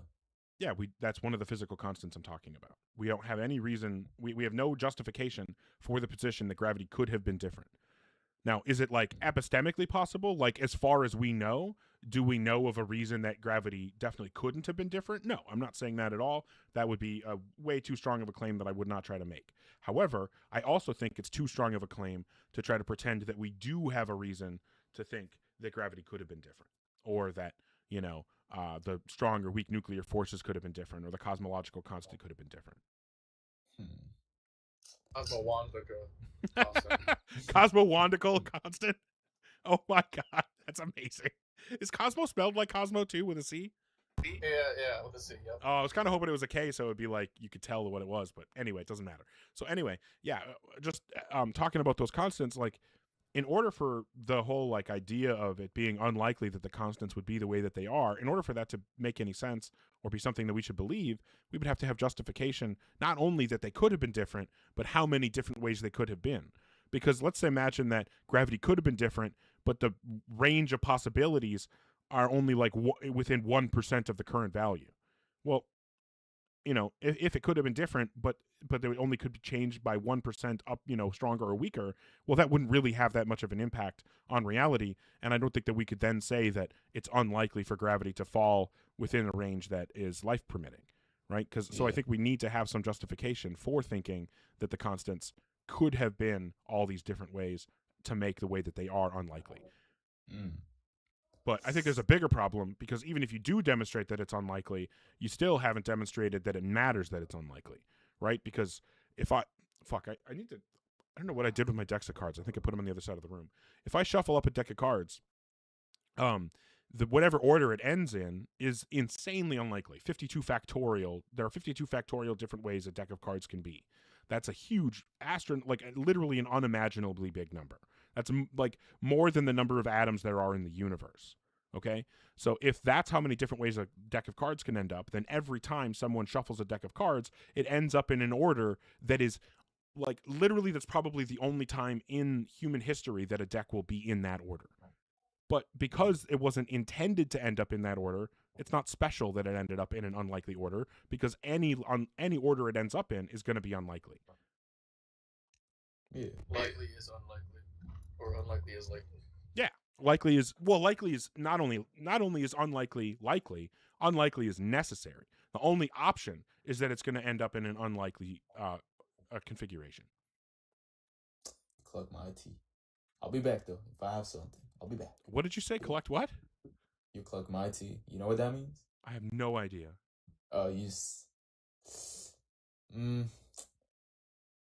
Oh, that. Oh. I'm sorry. I'm way too old. But yeah, I welcome you to come back another time with either updates on these arguments or a different one. All right. Take care. I see. That guy reminds me of there's this other guy that comes up here. Oh fuck, he just changed his username and I don't remember what his new username is.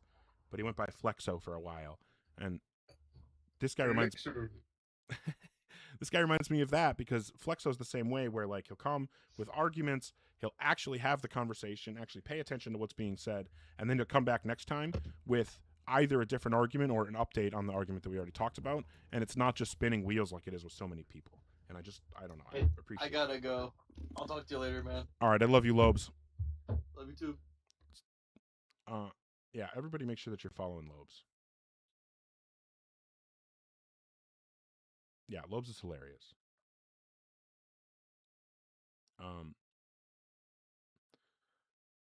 Okay. All right.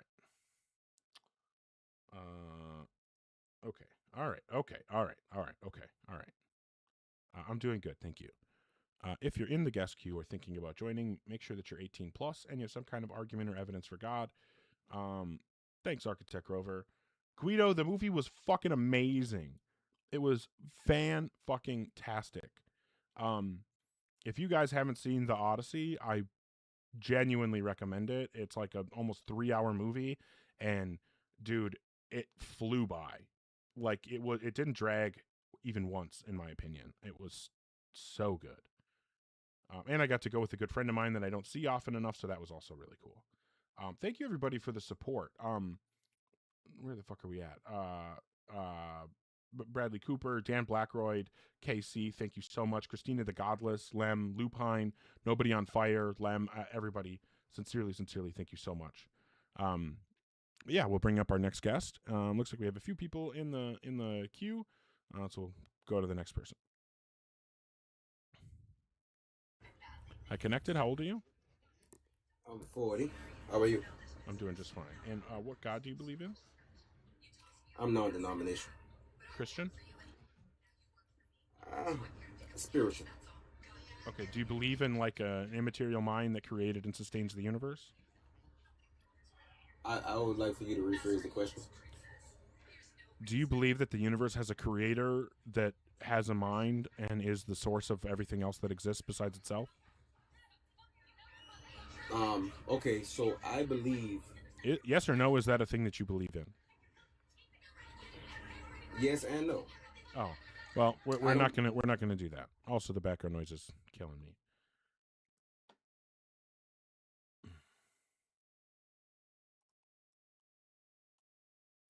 All right. If you're in the guest queue and you're thinking about joining, make sure that you're an adult and you have some kind of argument or I can't talk. If you're in the guest queue, make sure that you are 18 plus and you have some kind of argument or evidence that would provide justification to believe in a God.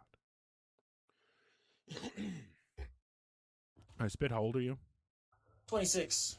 And what God do you believe in? Christian, Orthodox. Okay, and what would you say is the best argument or evidence that would provide justification to believe in God? Without God, there's no such thing as morality, knowledge, or truth. There's no justification for it, and it all becomes relative. What's the support? The fact that morality, right, you can't point to an objective source, right, unless there is some sort of creator. I'm giving evidence of the contrary. No, you're not, Spit. You're just making the claim. I'm not asking you to restate the claim again. I'm asking you to support the claim. It's not a claim, it's an argument. No, it's not. You have claims in the argument. One of the claims that you're making in the argument is that these things can't exist without a God. I'm asking you to provide the justification for that claim. Because everything becomes subjective. There you go. No, that's just the claim again.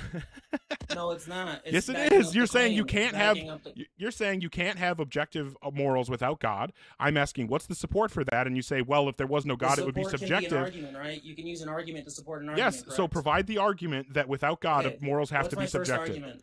What's so, my first argument? So provide an argument that without God, morals have to be subjective. Without God, because where else would they come from? Where else? That's not an argument. Provide the argument. No, that's that's the argument. That's Where not else the would they argument. come That's a from? It question. is. Do you know the difference between a question and an argument? The question you're asking me.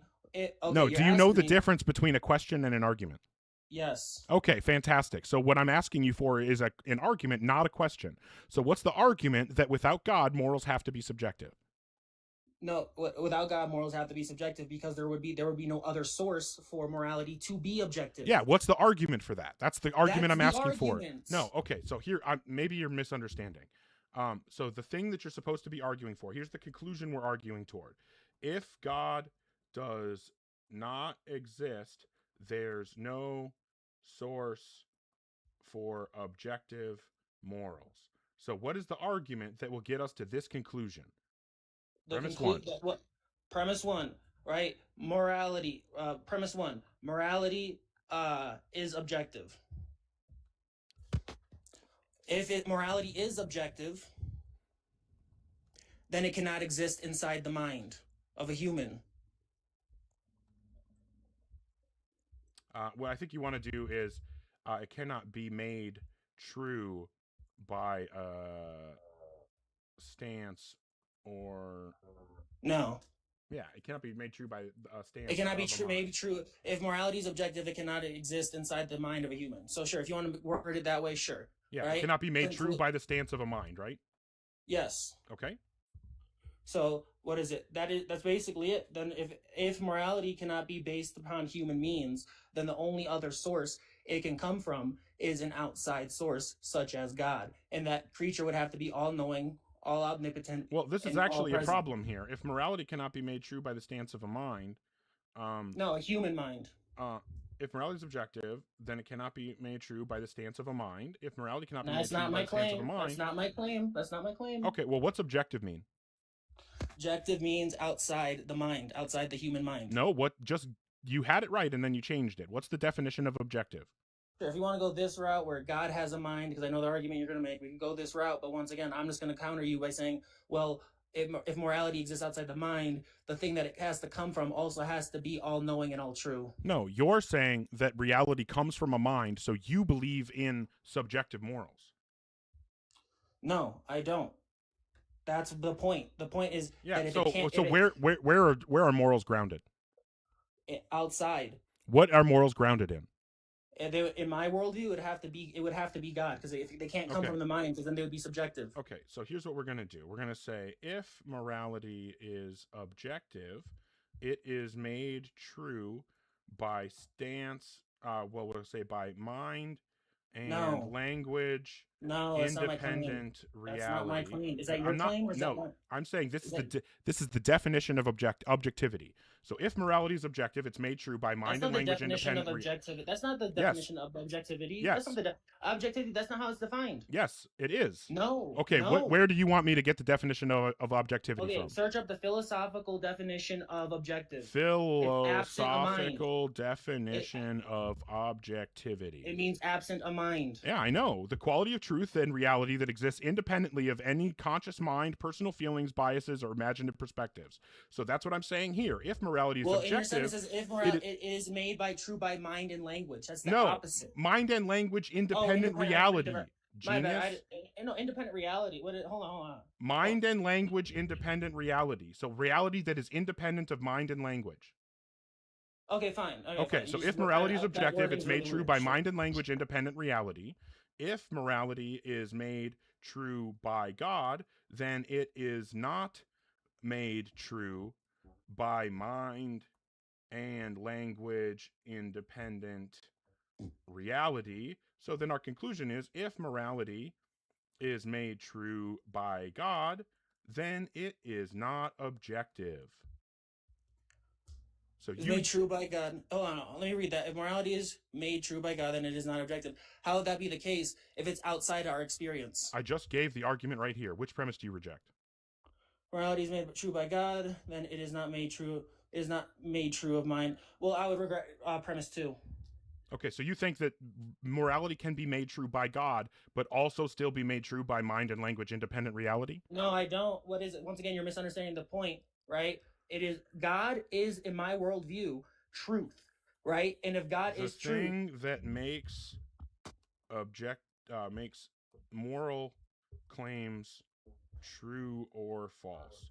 What is the thing that makes moral claims true or false in your worldview? it would be God. God. Okay, fantastic. So is it what aspect of God makes my moral claims true or false? God himself, because God is truth in my worldview. The truth Okay, do you is believe that God right? is simple? No. Oh, so God has parts. Sure. Oh, okay. Well, then we can have it. We'll just give a totally different argument. If God exists, he is ultimate, right? If God exists, he's ultimate, sure. Okay. If God is ultimate, then he is the source for all things other than himself, right? Sure. Okay. If God has parts, those parts are not himself, right? No, that's not true. Nope. So you think that the parts are identical to the whole? Yeah. The one and the many, bud. The Trinity. So the you Trinity. don't know. So you don't The know. Trinity, bud. The Trinity. Oh, so right? you're just Wait. gonna appeal to heresy? Heresy. That's not heresy in the Orthodox worldview. Trinitarianism is orthodox. Is a part of orthodoxy. And so What are you talking about? but you're saying it's partialism? That No, it's not. the Father, There's Son, not and the- Holy Spirit are parts of God? No, they are God. They're all equal to each other. Okay, so those aren't parts then, right? They would be. There would be some. It would be Okay, God so the that's Father, God- partialism, which is a heresy. It's not partialism. They're equal Is to each Jesus other, but is Jesus a part of God? they are essence. Is They are- Jesus they are basically- is Jesus a part of God? No, he is God. Oh, okay, fantastic. So Jesus is not a part of God, right? Jesus is not a part of God, but Is the no, Holy Spirit a part of God? Is your arm a part of you? Yes, and my arm is not the whole. My arm is not identical to the whole because it's a part. Because it's a part. Yeah, right? proper My parts are not argument- identical to the whole. What is it? They are, okay. My bad. I misspoke there. I would say that they are identical and they're equal, right? But they have different. They are part of the same essence. Does God have parts? No. Wait. Yeah. No. Like no. Yeah. No. Okay, so yeah, no doesn't really help me. Does God have parts? Does God have parts? Well, what is it? I'm willing to concede this part of the question because Either God has parts or he doesn't. So I just need a Well, yes hold or no on. answer. What Does does God this have have to do- parts? Can I ask really quick? What does this have to do? Does with God what have my parts? statement-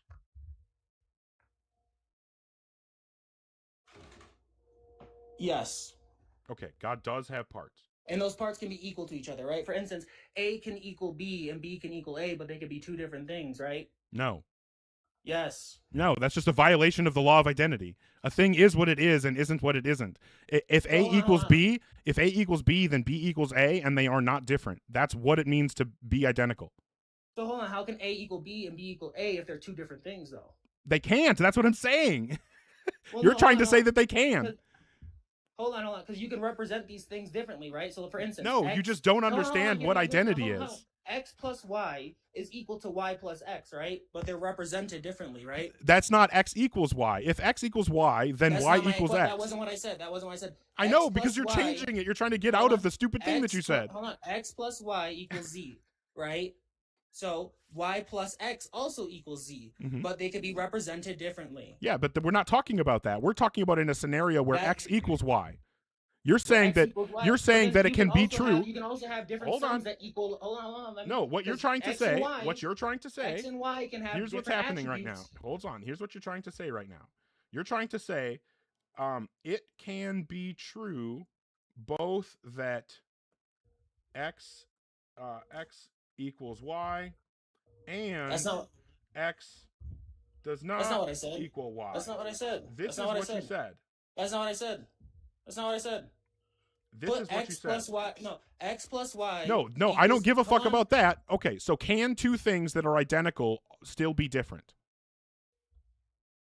Can two things be? What is it? In outside our realm of understanding, sure. And outside our realms. Okay, of so then you logic just and understanding, reject sure. logic. You just reject the law of identity. If you reject the law of identity, then you can't have a belief It's in not the God. logic. I'm not rejecting the law of identity, right? Once Well, again, so yes, you can are. have- You're saying that a thing No. can be identical to another thing and be not identical at the same That's time. not what I'm saying at so all. you're right What I'm back to sa- well, this. can you let me finish? No, instead of no. interrupting You know me? what? In fact, no. Yes, please. No, I can't because we're just moving on. I'm not going to deal.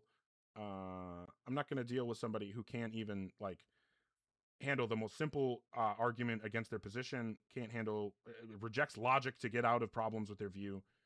Unbelievable. Okay. What I was trying to get to, and I don't remember. Where is that fucking argument? I'm losing my goddamn mind, folks. No. No. No.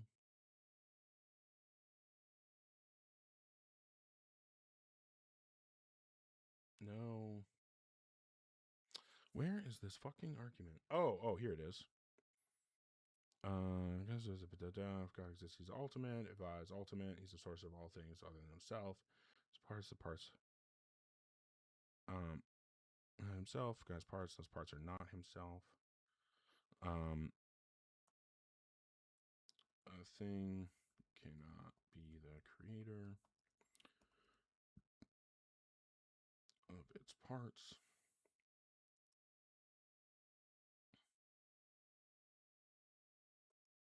God has parts. Okay, so I'm writing this down because this is the argument that I was trying to. I'll just throw it up on the screen here. I was trying to get to this argument here based on his claim that God has parts. We would conclude that God does not exist. But he knew that he was fucked if he said God has parts, and he knew he was fucked if he said God doesn't have parts. So that's why he obfuscated and had to run away into nonsense. Yeah, we would say that if God exists, he's ultimate, which obviously Spit agreed to. If God's ultimate, he's the source for all things other than himself, which obviously you'd have to agree to. That's the meaning of being ultimate. If God has parts, those parts are not himself. This is the thing that he was trying to get away from. But obviously, if God has parts, then those things would not be identical to himself. A can't be identical to B, while B is not identical to A, right? And then 4, a thing cannot be the creator of all of its parts.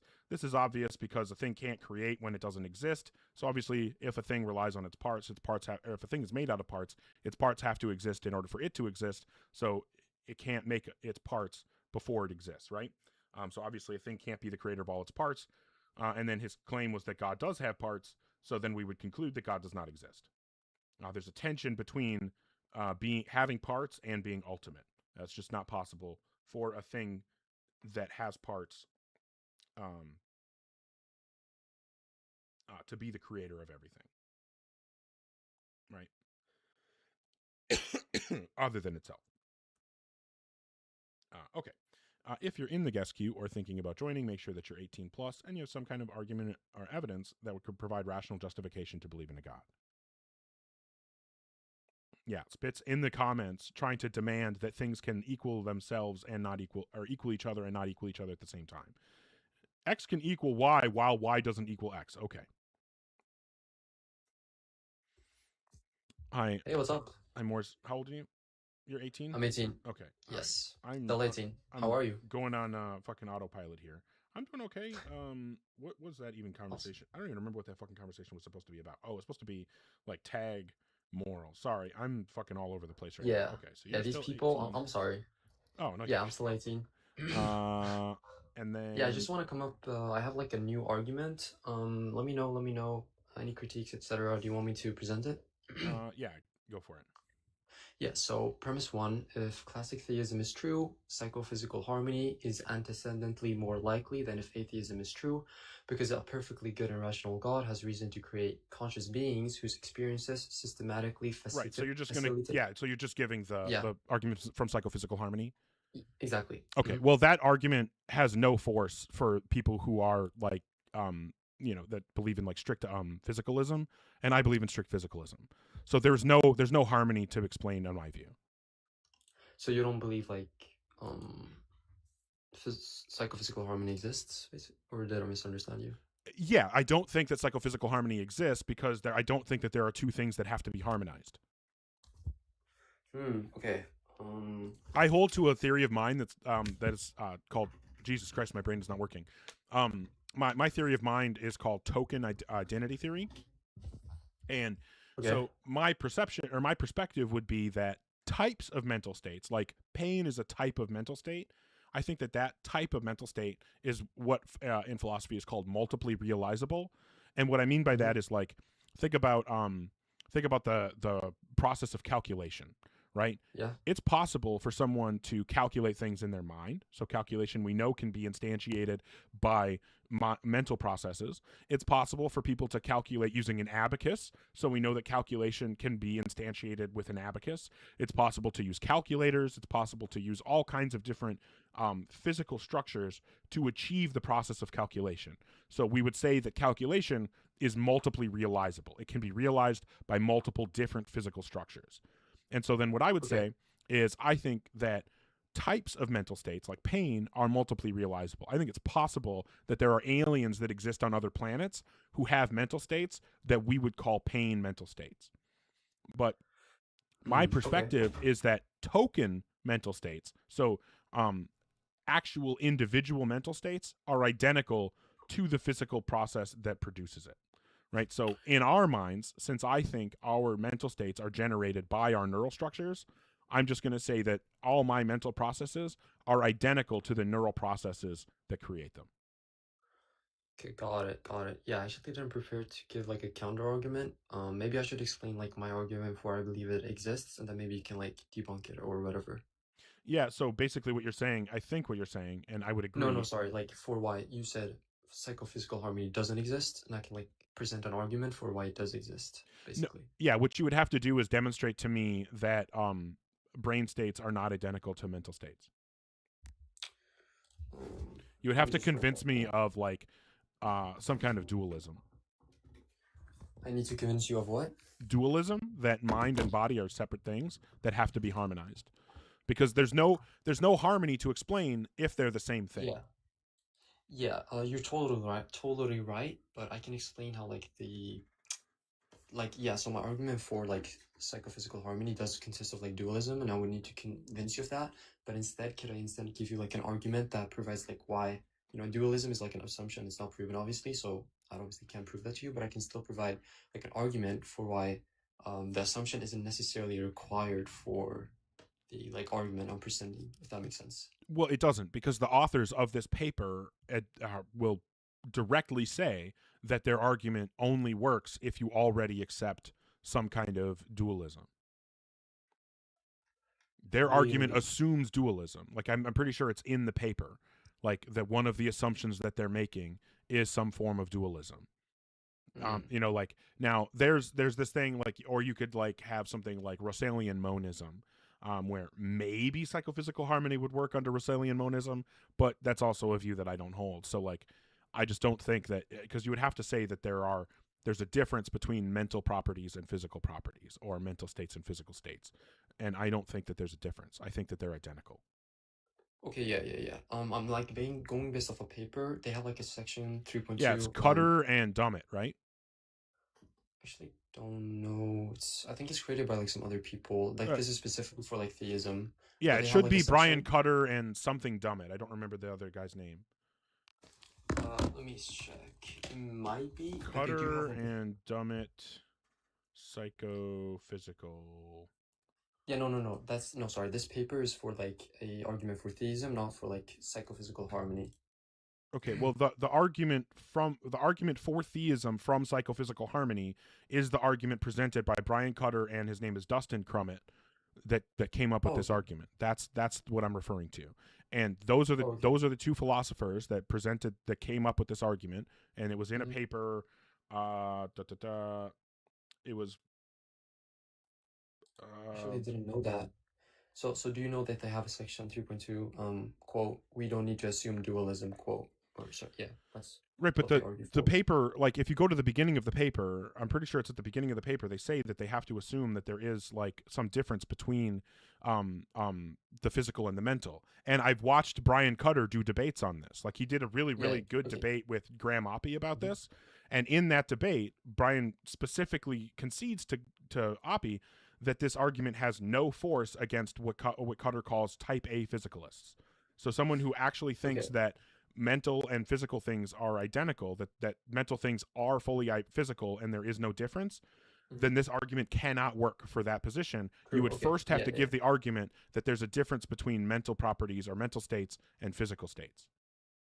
Interesting, because yes, as I said already, like the paper isn't off like what you're citing. This is like another. So actually, they say here, I'll quote, like reading of it. Whilst these assumptions are convenient for an initial presentation of the argument, we show that they are ultimately inessential. So the argument still works. Who's the author, or who are the authors of this paper you're referring to? I actually don't know, but they do have all their sources linked. Yeah, I need to know the authors. I don't know. Where did you get the paper? Like a friend sent it to me, and then I just like analyzed that and stuff. Okay, is it just called? I can send it to you on Discord. Is it called Psychophysical Harmony: A New Argument for Theism? Yes. Yes, that is the paper that I'm referring to by Brian Cutter and Dustin Dummett. Okay. Or Dustin Crummett. Oh my God, I've been saying his name wrong the entire fucking time. His name is Crummett, not Dummett. I apologize. Dustin Crummett is his name. I've been saying his name wrong the whole fucking time. Anyway, so yes, Brian Cutter and Dustin Crummett are the ones who came up with this argument, and their position is that you have to assume. I think it's in the beginning of the paper. They say here are no, false actually. If you read, I'll read it again. We show that in section 3, they are ultimately inessential. The argument still works if you accept, or we are open to alternate views about consciousness, such as dualist interactionism, physicialism, idealism, or Russellian monism. Yeah, I'm trying to. I'm sorry. Can you say the last part of that again? Yeah, Russellian. No, the last like sentence. Yeah, we show in section 3 that they are ultimately inessential. The argument still works if you accept, or we are open to, alternate views about consciousness, such as dualist interactionism, physicialism, idealism, or Russellian monism. Yeah, right. That's why I referenced those views before, that you would have to believe in one of those views in order for this argument to get off the ground, and I don't believe in any of those views. Like Russellian monism is saying there's only one substance, but it's like what I think that it's pretty similar or the same as a view called property dualism, where you would say that there's only one type of substance, but like, you know, there is only physical substance, but physical substance also inherently has, phenomenological characteristics, and then somehow those are instantiated by, certain types of complex physical structures. I don't hold to that view. And so like I said, token identity theory.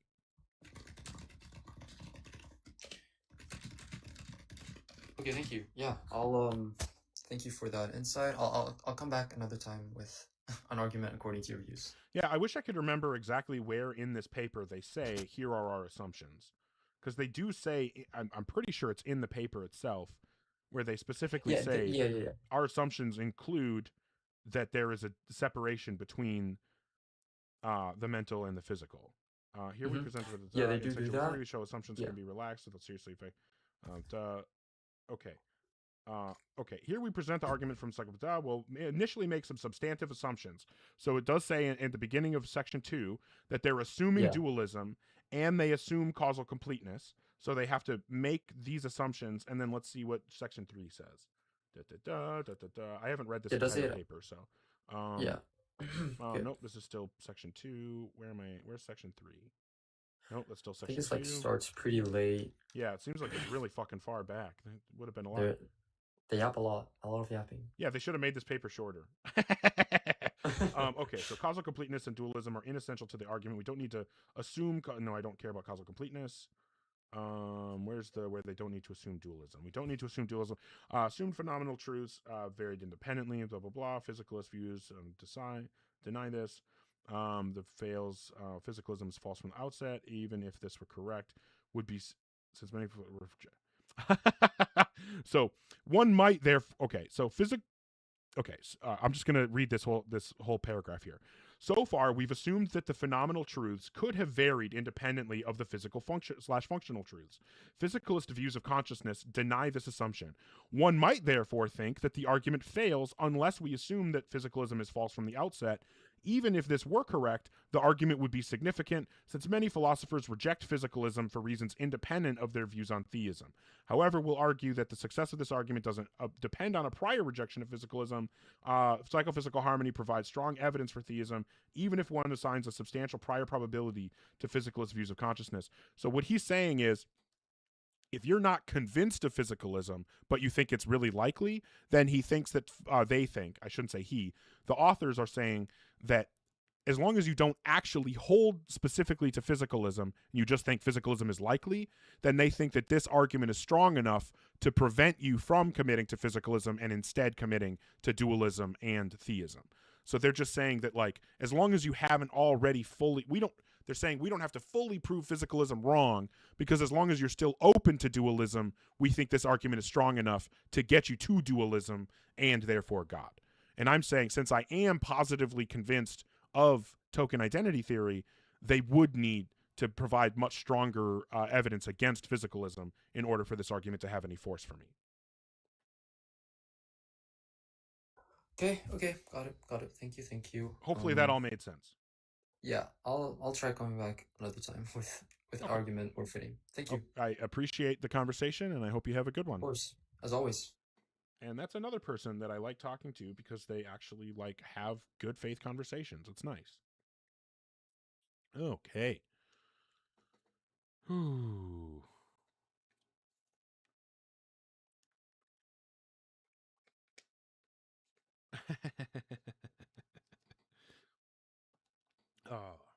Thanks everybody for the support. You guys fucking rule.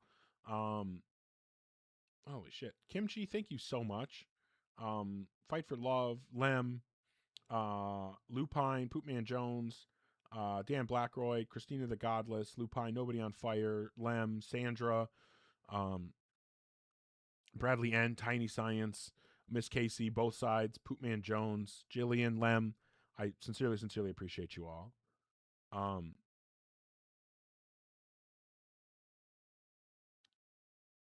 I try to read the comments sometimes, but I never have any idea what's going on in there. You guys are always having conversations that, like, as soon as I look, I'm like, what the fuck are you guys talking about?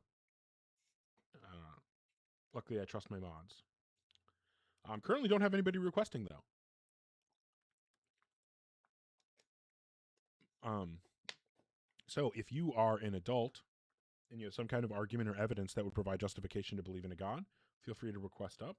I'd be happy to chat. Harmony. Okay. Yeah, Theosophical Wandering won't debate me. Hi, Truth Hurts. How old are you? What's up? I'm 27, bro. Okay, and what God do you believe in? I believe in the one true God. Yeah, which one's that? I believe in Allah. Okay, and what would you say is the best argument or evidence that would provide justification to believe in a God? See your fingerprints, your index finger, that DNA. Everyone has a unique fingerprint. No one has your fingerprint. Oh, that's not true. No, that's not true. It's not true? Nope. No, there are lots of variation in fingerprints, but it's not true that everyone has different fingerprints. Like, for example, there's one time that this dude was literally arrested trying to get on a bus and taken in for a terroristic bombing because his fingerprints were found on the bomb. And it's true, his fingerprint was on there, but only because the actual terrorist who made the bomb happened to have an identical fingerprint to one of this guy's fingerprints. So, I mean, it's just a thing that happens. It's like snowflakes. There's lots of different types of snowflakes, but they're not actually all unique. Cool, bro. Okay. Do you have anything else? No, just to be honest, I can't be asked to... Are you an atheist or what? Yeah. Yeah, I'm an atheist. Yep. Yeah, so it's like I've asked an atheist before who baked the potatoes. What potato? The potatoes that you cook, who baked it? Well, if I'm baking the potato, then I cooked it. Okay, cool. All right, cool. It's Well, just, thanks. It's just a long minute. Yeah, thank you. Well, if you bake a potato, who baked it? Well, I mean me, I guess, because you just said it was me. What am I supposed to do with that?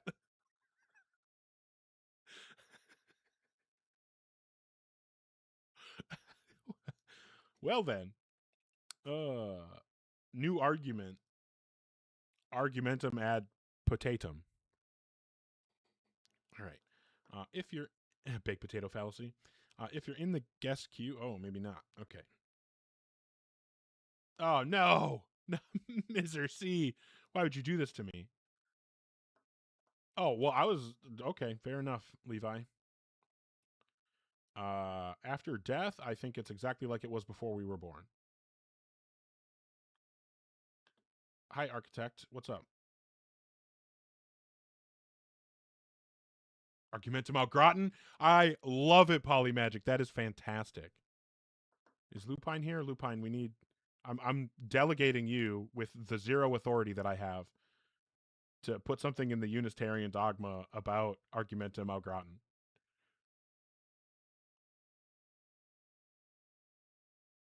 Well, I don't recommend that, Levi. Don't believe everything I say. Less than 1 in 64 billion. It does happen. Yeah, should I find that case? Case where man was arrested for fingerprint on bomb that wasn't his.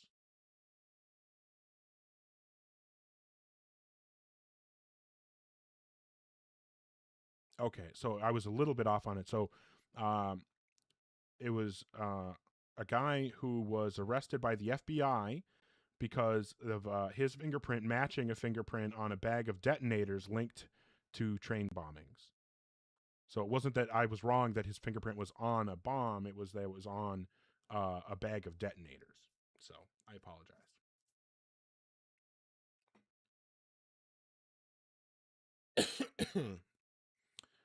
If a potato dies, where does the gravy go? I don't know. I can't deal with... I got too many philosophical problems on my mind. I can't deal with this insanity. This is too complex for my brain. How do you think we came here? Well, I came from my mom, and I'm going to guess that you probably came from yours, but I don't know that for sure.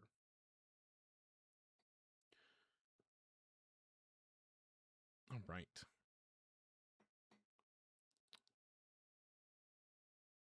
New argument dropped. Okay, I'll have to check my DMs after the stream.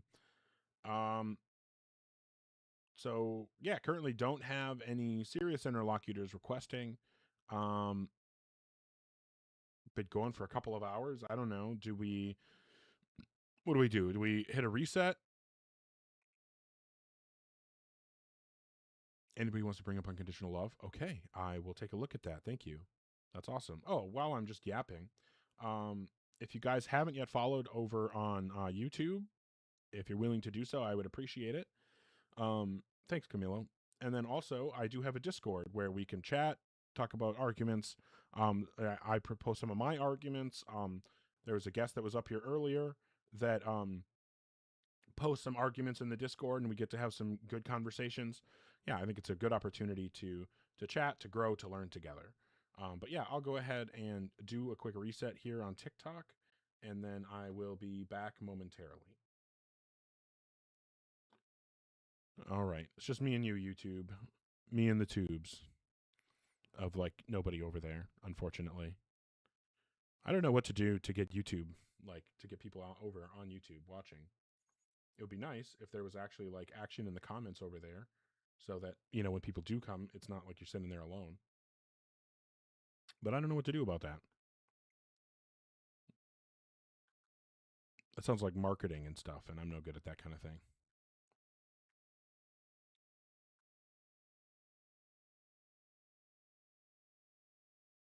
But yeah, hopefully the reset allows us to get some folks in here right away and some actual debates. Hopefully people who will actually engage in the topic. I guess I'll throw this up here while we wait for folks to populate in. Oh, yeah.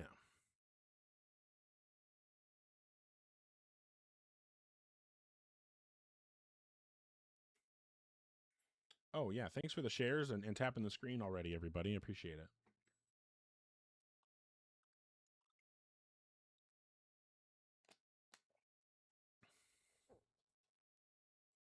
Thanks, Arnev. Probably going to get a beard trim here soon. It's getting too long, too tough to brush and stuff. Well, welcome back, PJ. Glad to have you. Yeah, just waiting for folks to come in. Hopefully we'll get some people requesting. As always, I'm looking to talk to folks who are 18 plus and have some kind of argument or evidence that would provide rational justification to believe in a God.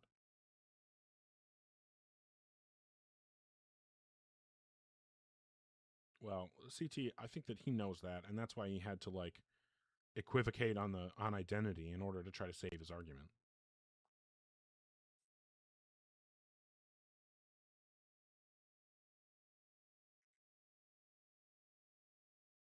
Getting a haircut soon? Well, yeah, beard hair. And I technically have I get a haircut every day because I shave my head every day. That's why I don't know if you guys can tell, but like I have hair. I don't know. It's so weird that everybody talks about me being bald. Spit, you just need to present some reason to think that if A equals B, that it's then possible for B to not equal A. That's what you need to demonstrate. Hey, thank you, Nobody on Fire. Well, the thing about that is, Michaela, not only did I choose to be bald because I shave my head every day, but also, like, what if I was balding? Like, who gives a shit? What does that have to do with anything? Does that mean that God exists? Like, if I was balding? Yeah, that's the problem, Spit. That's why I'm not going to talk to you again. Because if your answer is you can get to 7 different ways, then that doesn't address the issue. You need to address the issue that your claim is A can equal B while B doesn't equal A. That's not possible.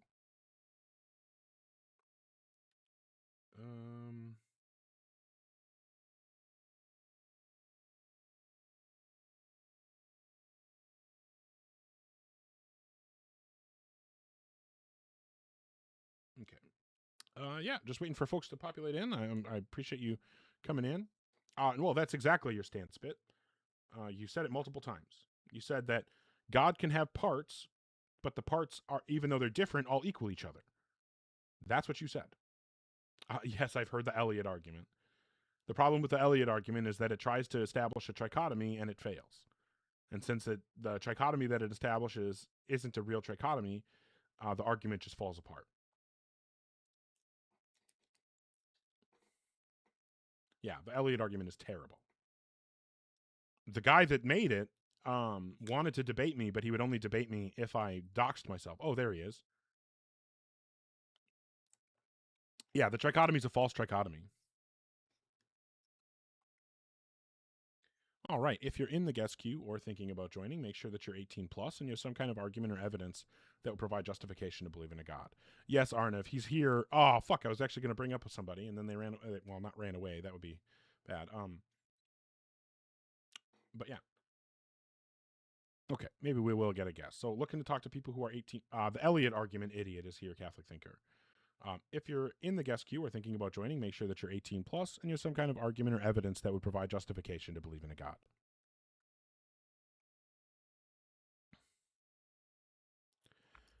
Hi, Swag. How old are you? Yo, what's up, dude? I'm 24. Okay, what God do you believe in? Okay, so... Just give me the direct answer. I don't want... Nope. This is already going off on the wrong foot. If you can't give me a direct, informative, unambiguous answer, then I'm just going to move to the next person.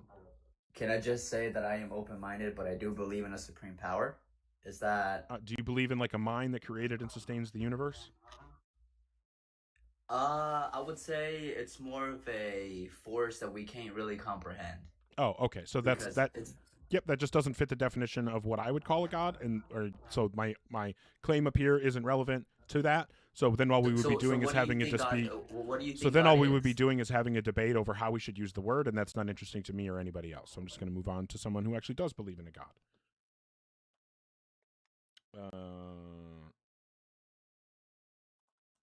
All right. So again, if you're in the guest queue or thinking about joining, make sure that you're 18 plus, and you have some kind of argument or evidence that would provide justification to believe in a god.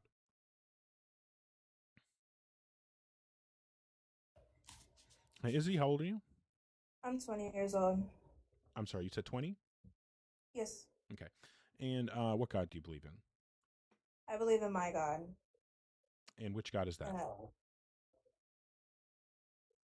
I mean, I don't really understand how to answer that question correctly in a way. Okay. Do you believe in like a immaterial mind that created and sustains everything that exists other than itself? Yes. Okay. But you don't believe it's like associated with a book or religion or anything? No, I do not think it's associated with a religion. But I do believe that the Bible is God's word. Okay, so you're a Christian. All right. And then what would you say is the best argument or evidence that would provide justification to believe in a god?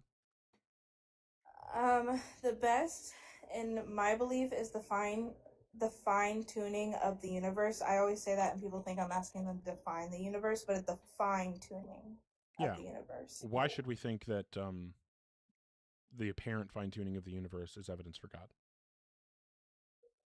I believe it is because, I mean, it's the evidence of a designer, of a. How? How of does it a- provide evidence of a designer?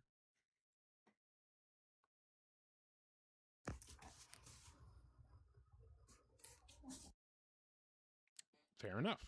Apparently that was too tough of a question. All right. If you are in the guest queue or thinking about joining, make sure that you're 18 plus and you have some kind of argument or evidence that would provide justification to believe in a god. Thank you. Hi, Digital L. How old are you? Good, man. How you been? Doing just fine. How old are you? 41. Okay. And then what god do you believe in? God of the Bible. I assume you mean the Christian Bible? Sure. Okay. And then what would you say is the best argument or evidence that would provide justification to believe in a god? Everything that has an effect has a cause. The effect was the Big Bang. The cause was God. Simple as that. Demonstrate that the Big Bang had a cause. The Big Bang had a cause? Because, again... Yeah, because I think that here's the problem, and let me maybe I need to explain why I think there's an issue there. Sure. Because it would seem. Wait, are you driving? No. Why is there a blinker in the background? Okay, I'm driving. Okay.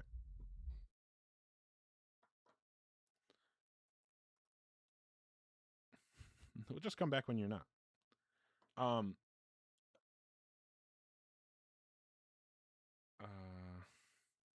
Fine tuning was driving. All right. If you're in the guest queue or thinking about joining, make sure that you're 18 plus and you have some kind of argument or evidence that would provide rational justification to believe in a god. Hiya. Hello. Addie, how old are you? I'm 19. Okay, what god do you believe in? I believe in Jesus Christ. All right. And what would you say is the best argument or evidence that would provide justification to believe in God? In my opinion, the best evidence is how everything is like created, from how far we are from the sun. Okay, so you just also want to run fine tuning? It's not just the fine tuning; it's perfect, you know. Another Yeah. Why should we think that the appearance of things being finely tuned is evidence for God? Because they have to be a creator. Yeah, that's what I'm asking you to support. That's the claim that I want you to give me evidence for. And you're that's what I'm saying. Everything that you see, everything that no, that's just the claim again. It created. Yeah, that's just the claim And again. there has What's to the be evidence for that something or claim? someone created it. Yeah, what's the evidence for that claim? Everything that you see. Okay. If I just say that no gods exist and you ask me what's the evidence for that claim and I say everything that you see, have I convinced you that there's no God? No, because there is Yeah, none. yeah, that wouldn't be evidence, right? That wouldn't actually be a compelling argument. Yeah, but Unfortunately, since there is a book, unfortunately, that's since what there's you're a doing. God, And so if it's not a compelling argument for a position that you don't hold, then it's also not a compelling argument for a position that you do hold. So what's a compelling reason to think that the appearance of fine-tuning should make us believe in a God? consciousness, bro. Okay, what about consciousness would make us believe in a God? Why other animals don't have consciousness like we do? That's a question. Why would consciousness make us believe in a God? I'm asking you a question. Yeah, and I know you're asking me a question because you don't want to answer the question I asked you, and I'm not going to let you bro. dodge like that. So what is the reason that we should think that consciousness would make us believe in a God? What is the connection between consciousness and believing in God? What other species has consciousness, bro? Okay, so if you ask a No other question species again, has instead of consciousness. answering the question, then I'm just going to take that as an I indication that you am know you answering. can't answer the question. I If you, am. so I'm just going to take that as a concession and I'll move on. So I'll ask one last Move time. on, bro. You're What is lost, bro. what You're is it lost. about consciousness that would make us believe in a God? Bro, that we're the only species that has consciousness, bro. And how would that make us That's believe in a all, God? How does that provide justification to believe in God? bro. Because we have consciousness, we make decisions. Others animals don't have that power that we have. Okay, fair enough. If you are in the guest queue or thinking about joining, make sure that you're 18 plus and you have some kind of argument or evidence that would provide justification to believe in a God. Well, I was about to bring you up New Village, but one of my biggest pet peeves is begging in the chat, so you're getting skipped.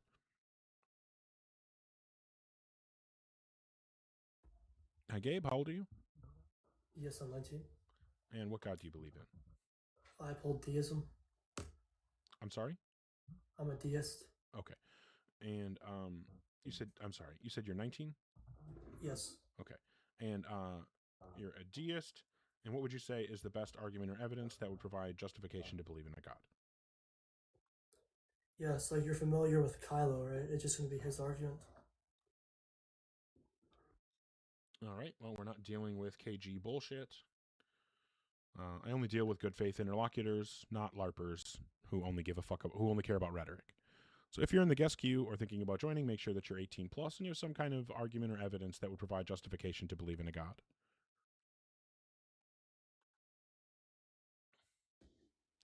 Hi, Alan. How old are you? I am 29. Okay. And what God do you believe in? Jesus. Okay. And then what would you say is the best argument or evidence that would provide justification to believe in a God? I'm on AirPods, by the way, so let me know if the audio is good. But my argument is that the Gospels are a unique set of literature that could point to the historicity of Jesus' miracles and resurrection.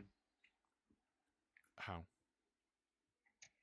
I think that they uniquely point to the events being true. So I think that the undesigned coincidences behind the four Gospels and Acts could demonstrate that at the very least the authors had access to eyewitness. So Alan, Yeah. when I ask you how does it demonstrate the thing that you claim it demonstrates, just Mhm. saying that it demonstrates that the claim is true is not providing the demonstration that the claim is true. I'm asking you to actually give me the line of reasoning or the presentation of evidence that would demonstrate the claim is true. Sure. Just to be clear, you're saying that I can't just throw around a phrase like undesigned coincidence. I actually need to define it and show how it demonstrates. I mean, that would be part of it. Yeah. An undesigned coincidence is when you have different witnesses reporting on the same event, that they report facts that But they're all copied. interlock. At least two of the Gospels are copied from one of the other Gospels. I can never remember if it's Mark or Matthew that's first. I think it's Mark. But whichever one it is, one of those is the original, and then the other two are copied from it. So the vast majority of which now this is going to bug me because which Gospel is Luke mostly copied? Oh, Mark. Mark. By the way, I agree with you. Mark refers to Okay, so them. so Luke and Matthew are both essentially copied directly from Mark with only tiny little variations. So that's not the independent attestation that you're claiming that it is. And then in John, like, it's just totally different stuff. Like, it's just not, there isn't independent attestation. And we also have no reason to think, since we know nothing about who the authors of the Gospels were, we have no reason to draw some hard conclusion that they couldn't possibly have read each other's works prior to making their Gospels. Obviously, we know that the authors of Matthew and Luke had access to Mark, otherwise they couldn't have copied it. So that's not independent at all. Regardless of what additions they made, it's obviously not independent. And then because John was the one that was written last, we have every reason to think that John would have had access to the rest of the Gospels. And as far as I know, because I think you mentioned Acts as well, correct? Yeah, and since Acts was also written after Mark and Matthew and Luke, at least, if not also after John, I'm not sure about that one, but at least I know it was written after the first three Gospels. Mark. Yeah, it was at least written after Mark, if nothing else. So again, it seems like we have good reason to think that all the rest of those, all of them were written with access to the same source material, namely Mark. So if Mark was written independently, which we don't know that it was, but if Mark was written independently, we can't be surprised that Mark lines up with all the stuff that was written after it based on it. And we can't also be surprised that all those things line up so perfectly with Mark and each other, because of course they do. That's like being surprised that the newest issue of the Spider-Man comic lines up with the previous Spider-Man comics. Well, we shouldn't be surprised. They're doing that intentionally. Yes. So I think this is very fair. So the undesigned part, I think, is where you're attacking, right? I'm going to have a hard time showing that it's undesigned if they had opportunity to design it, right? I mean, if you have Mark in front of you and you're Luke, then you have the opportunity to design it, right? I think that's a good way of summarizing your argument. That seems like a fair summation, yeah. Yeah. So I agree. And I cannot prove that they are undesigned, but you also can't prove that they are designed. Yeah, but that's no, Alan, you're making a positive claim here. If you can't if you can't support one of the pillars of your own argument, then the conclusion of the argument isn't supported and doesn't follow, right?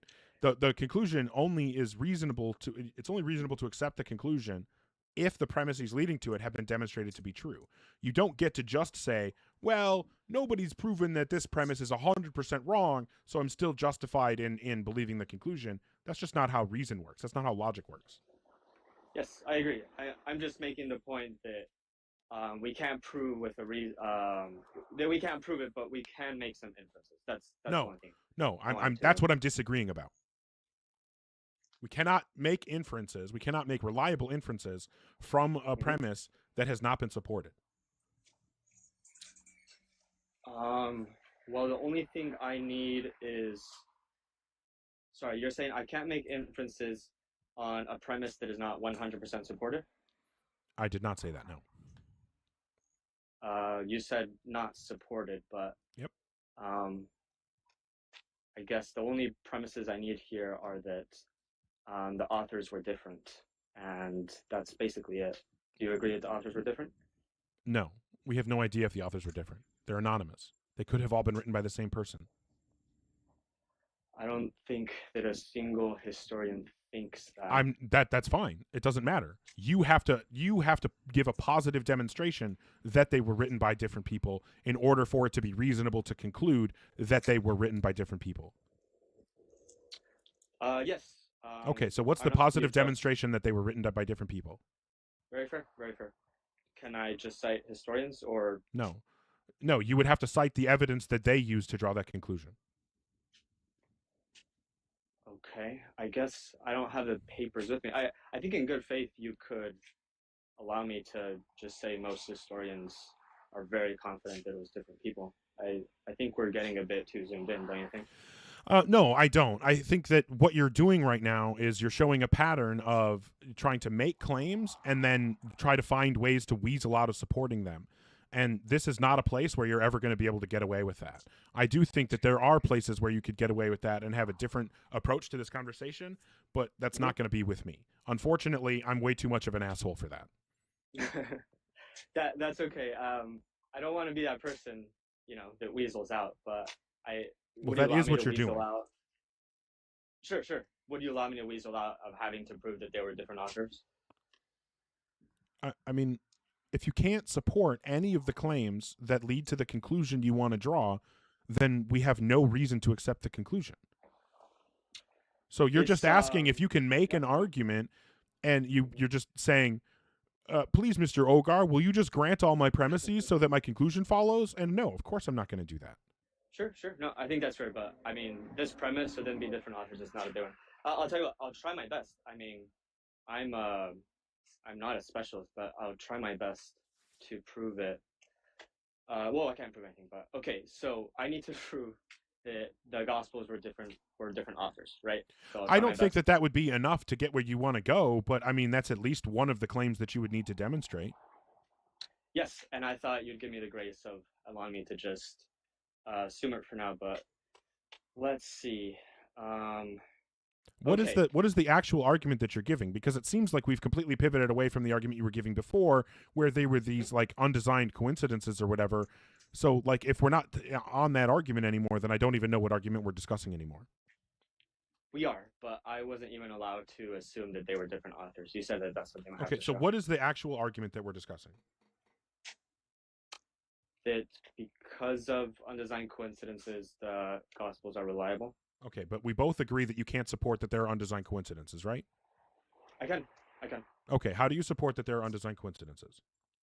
So you can show that they're undesigned even with the synoptic problems. So Mark, Matthew, Luke, those are the ones that copy with each other. I actually agree they copied. You can show that they're undesigned even if they copied, because they do not show the markers of people copying from each other and then fixing it up. So, for example, if you'd allow me to... I'm going to need a source on this. I need some evidence for this claim. I'm about to give an example of undesigned coincidence, if that's something you'd want to do. No, I need the actual, like, some kind of, I don't know, like peer-reviewed paper or something that would support this claim. I don't want you to like give an example. I want you to tell me where I can find the reliable expertise supporting this. Sure. Lydia McGrew wrote 5 books that have been published and tens of articles that are peer-reviewed, mostly in That doesn't help Bayesian me. inference. I'm sorry, you said I need to cite a peer-reviewed article? Yeah. So telling me the I'm name of giving a some person who's examples. written a bunch of different stuff doesn't tell me which article I should be looking up. Fair, but again, I'm just a guy. So just tell me the name of the article that supports your position. I mean, it'll take me a few minutes to pull it up. Okay. So You don't think we can just chat about it? no. Okay. Do you want me to take up for a few minutes and try to find something? Not really, no. I would hope that if you're coming to present an argument that you would be ready with the evidence for the argument. Yes, and I think the evidence can just be chatted about without referencing papers. Well, why would we chat about the evidence? Like, if the conclusion only follows from true premises, and you aren't willing or aren't able, at least, to present any support for the truth of the premises, then we have no reason to even consider the conclusion. Like, if I give you a big argument that God doesn't exist, and you just have to, like, and I refuse to support the premises that lead to the conclusion, do you think that you're just going to grant the premises and allow me the conclusion God doesn't exist, even though I didn't support it? It depends, but I mean, I'm not refusing to support the premises. I'm just saying you're asking for a pre-reviewed paper, and I didn't have it on hand. Okay. Well, I don't know how else we can support this claim. Oh, I think it's very interesting. We can actually just talk about it. I think it's quite logical if you give me the chance Yeah, to talk if it's about logical, then you would be able to present some, expert agreeing with you and showing the logic. it. I can. I mean, if you want me to take 3 minutes to teacup and find it. Okay. How about just come up another time when you actually have the evidence for your argument? All right. If you're in the guest queue or thinking about joining, make sure that you're 18 plus and you have some kind of argument or evidence that would provide justification to believe in a God.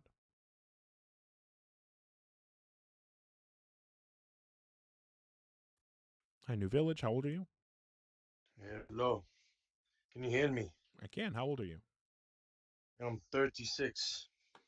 Okay. How old are you? I'm 40. What God do you believe in? Nice to meet you. I believe in the Father. Okay, you're Christian? No, Okay, what God do you believe in? I have my own religion, bro. I'm the Okay. son of God. The new millennium God. Okay. If you're in the guest queue or thinking about joining, make sure that you're 18 plus and you have some kind of argument or evidence that would provide justification to believe in a God.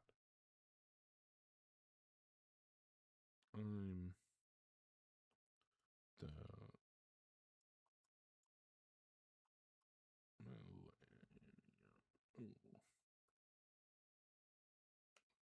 Okay.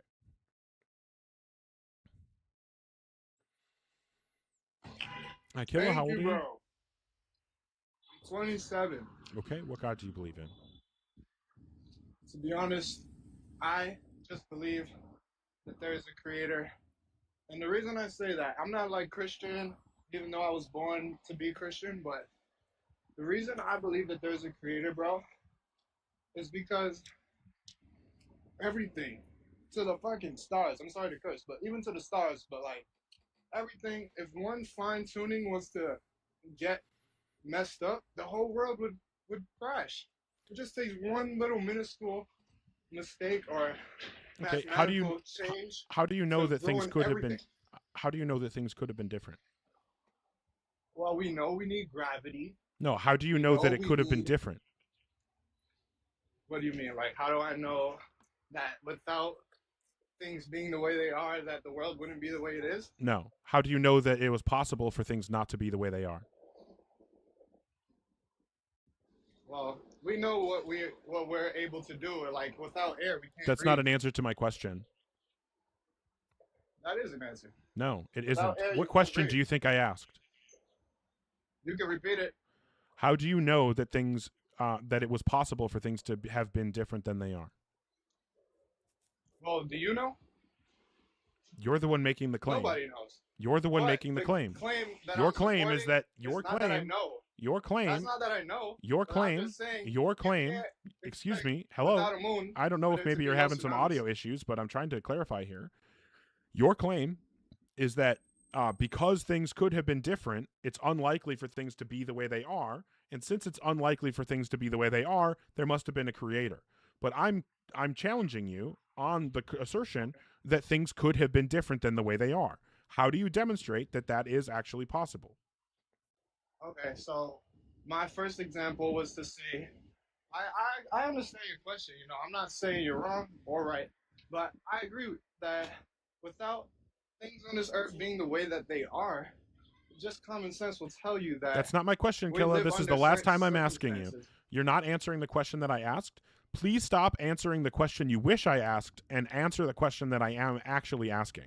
So I'm going to ask it one more time. If you don't respond, to the question I'm actually asking, I'm just going to take that as an indicator that you know you can't prove your point. You can't demonstrate your point. So, how do you know that things could have been different than the way they are? Dude, go look at a tree, bro. Without a tree. If you're in the guest queue or thinking about joining, make sure that you're 18 plus and you have some kind of argument or evidence that would provide justification to believe in a God.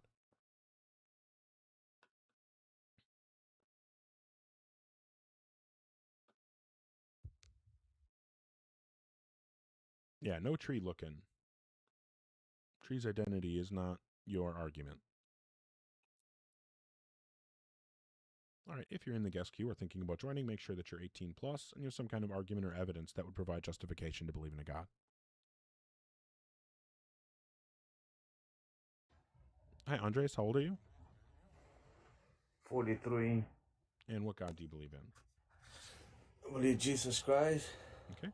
And what would you say is the best argument or evidence that would provide justification to believe in a God? Well, I would say that we have known the word, and the people has talked about the past, what he did and the miracles and everything. So he died. It's been years, thousands of years that he died. So he came with 12 apostles to give the word to them, to the world. but men wanted to take another route. So now, if I ask you this question, how can you find out if there is a God? Well, like right now, I would say, let's put this like an example, right? Like Michael Jackson. I know Michael Jackson. He died. I know what he used to do. He used to make moves and everything. My generation will pass, and they will talk about him, and they will talk about him. He existed now. Okay, so hold on, Now- Andres. Andres, here's the problem. I understand that like people talk about Jesus. I understand people believe in Jesus. I understand that the belief in Jesus has had a huge cultural impact. I think all of these things are true. What is the reason that we should believe in God, though? Okay, like the guy he just said about trees and all that, I will not tell you about because see, No, the I don't want you to world- tell me what you're not going to say. I want you to give me the reason that we should believe in God. Okay, the reason we should believe in God, we actually the Son of God, because see, the Son of God, we should believe the Son of God. Why I can't believe in the Son of God if I don't believe in a God. So why should I believe in a God in the first place? In the first place, because now if let's I'm gonna take it. I mean, just be patient. I'm gonna be. I don't I'm gonna have try to get patience. this- I don't have I'm patience. gonna So I try need to- you to just well, give me I the do argument be- now. I do believe that I got patience because God gives you patience. Now check this Yeah, out. I'm I'ma not get going to some have patience patience. you So up. I'm going to ask you one more time, Andres, and if your response isn't, actually the argument or some evidence, I'm just going to move on. So what's the best argument or Okay. evidence that would give us a reason to believe in God? The best argument and evidence that I will see is that it's been years from now, and it has been thousands of years. But as I say, his word, he was alive, he died, and people talk about it because they saw him. Yeah, why So does that's that it. how does that give us a reason to believe in God? That give us some reasons because just like I told you, I know Michael Jackson, he died. Okay, I'm going to ask So you the one same more as time. Jesus Christ. How does people believing in Jesus thousands of years after his supposed death give us a reason to believe in God? Because his word was given for generation, it's passed on and passed. You're just saying that it gives us a reason because it gives us a reason. It doesn't get me anywhere. All right, if you're in the guest queue or thinking about joining, make sure that you're 18 plus and you have some kind of argument or evidence that would provide justification to believe in a God.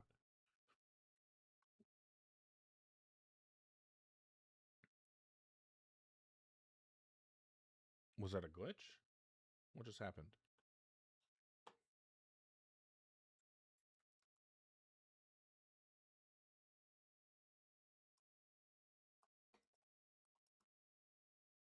Okay.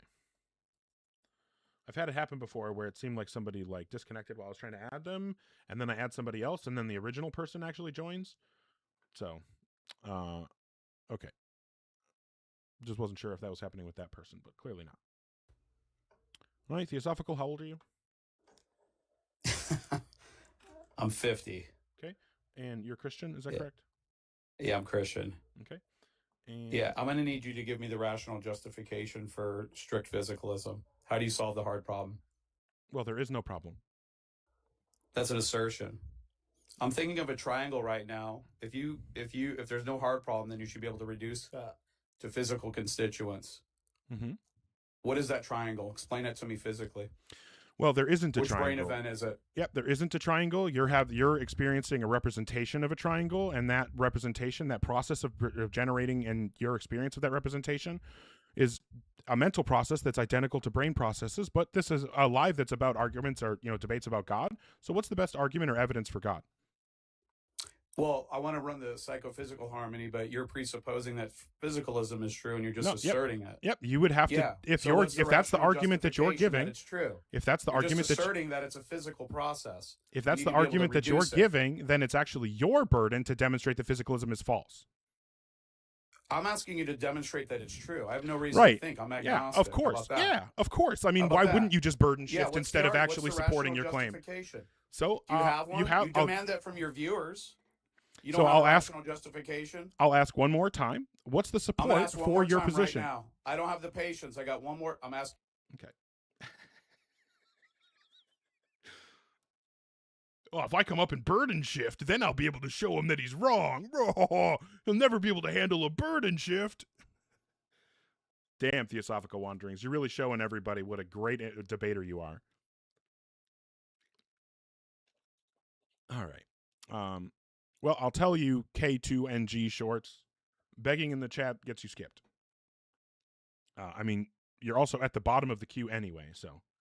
All right. If you're in the guest queue or thinking about joining, make sure that you're 18 plus and you have some kind of argument or evidence that would provide justification to believe in a God.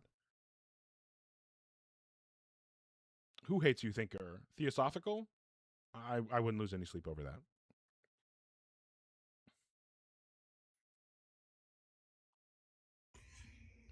Hi, JG. How old are you? 35. I'm sorry? 35. Okay. And what God do you believe in? Just God in general. Okay. So like a immaterial mind that created the universe but isn't associated with a religion or book or anything? Just God, yeah. Okay. And what would you say is the best argument or evidence that would provide justification to believe in a God?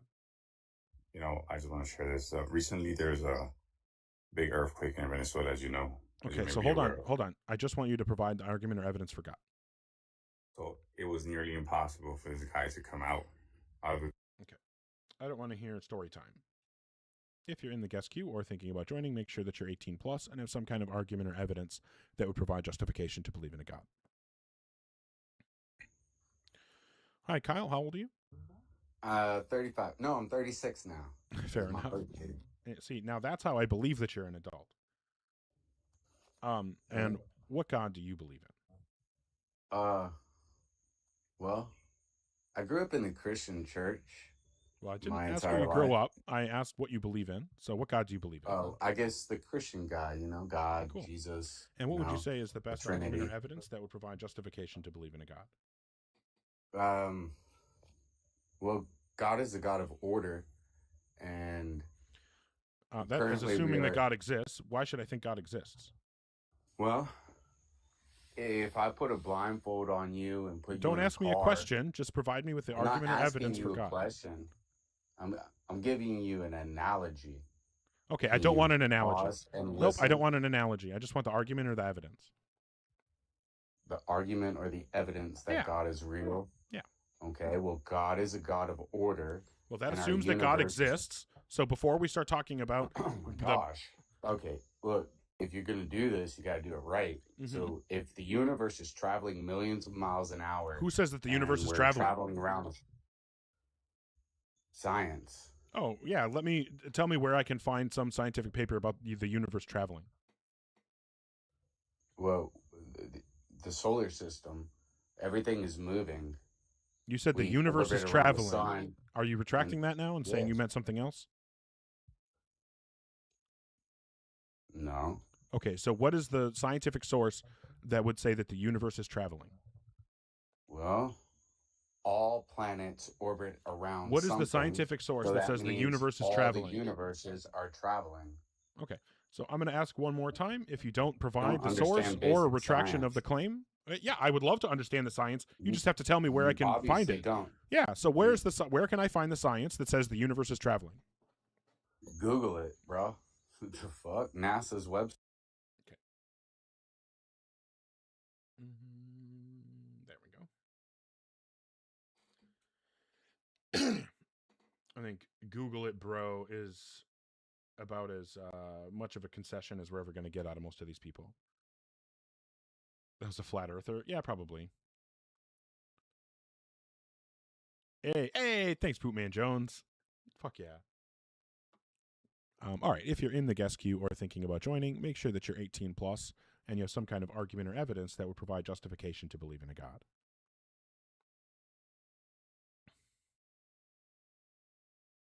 Hey, thanks, Zips Up. Hi, Michael. How old are you? I'm 55. Okay, and what God do you believe in? I believe in Jesus Christ. Cool. And then what would you say is the best argument or evidence that would provide justification to believe in a God?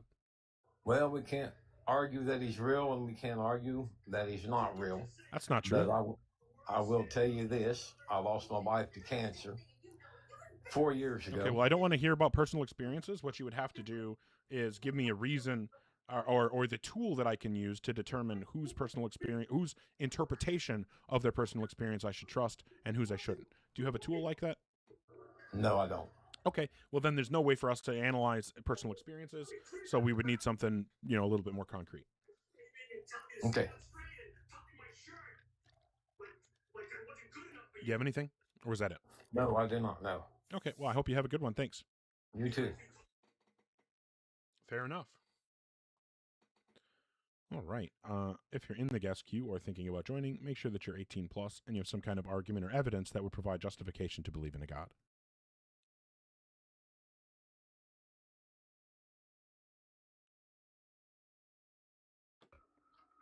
Hi, how old are you?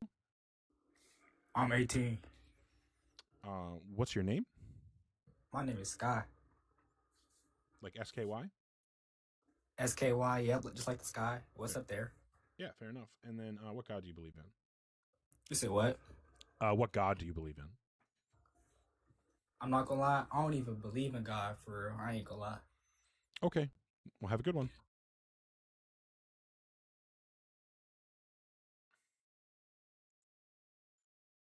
I don't know. I don't know how we're going to be able to have a debate about God's existence. All right. If you are in the guest queue or thinking about joining, make sure that you're an adult and you have some kind of argument or evidence that would provide justification to believe in a God. Hi, King. How old are you? I am 20. What God do you believe in? I believe in Jehovah, Yahweh, the Father of Jesus Christ. Okay. And what would you say is the best argument or evidence that would provide justification to believe in a God? I have done research. What is happening in the background? Oh, no, nothing. I'm opening my Bible to get my scriptures ready. Okay. Well, that's the probably the best reason for hearing a zipper. So I'll let that one fly. No, it's a zip up. It's a zip up Bible. That's what I'm saying. Yeah, that's a reasonable reason for me to be hearing a zipper in the background. Okay. Okay. So I'm sorry. What have you got?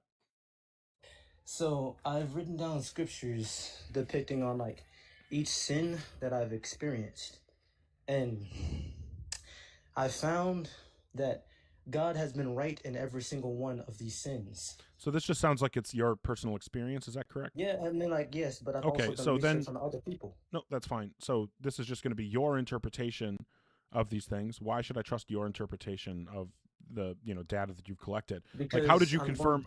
What measures did you take to confirm that there wasn't any bias in your sample?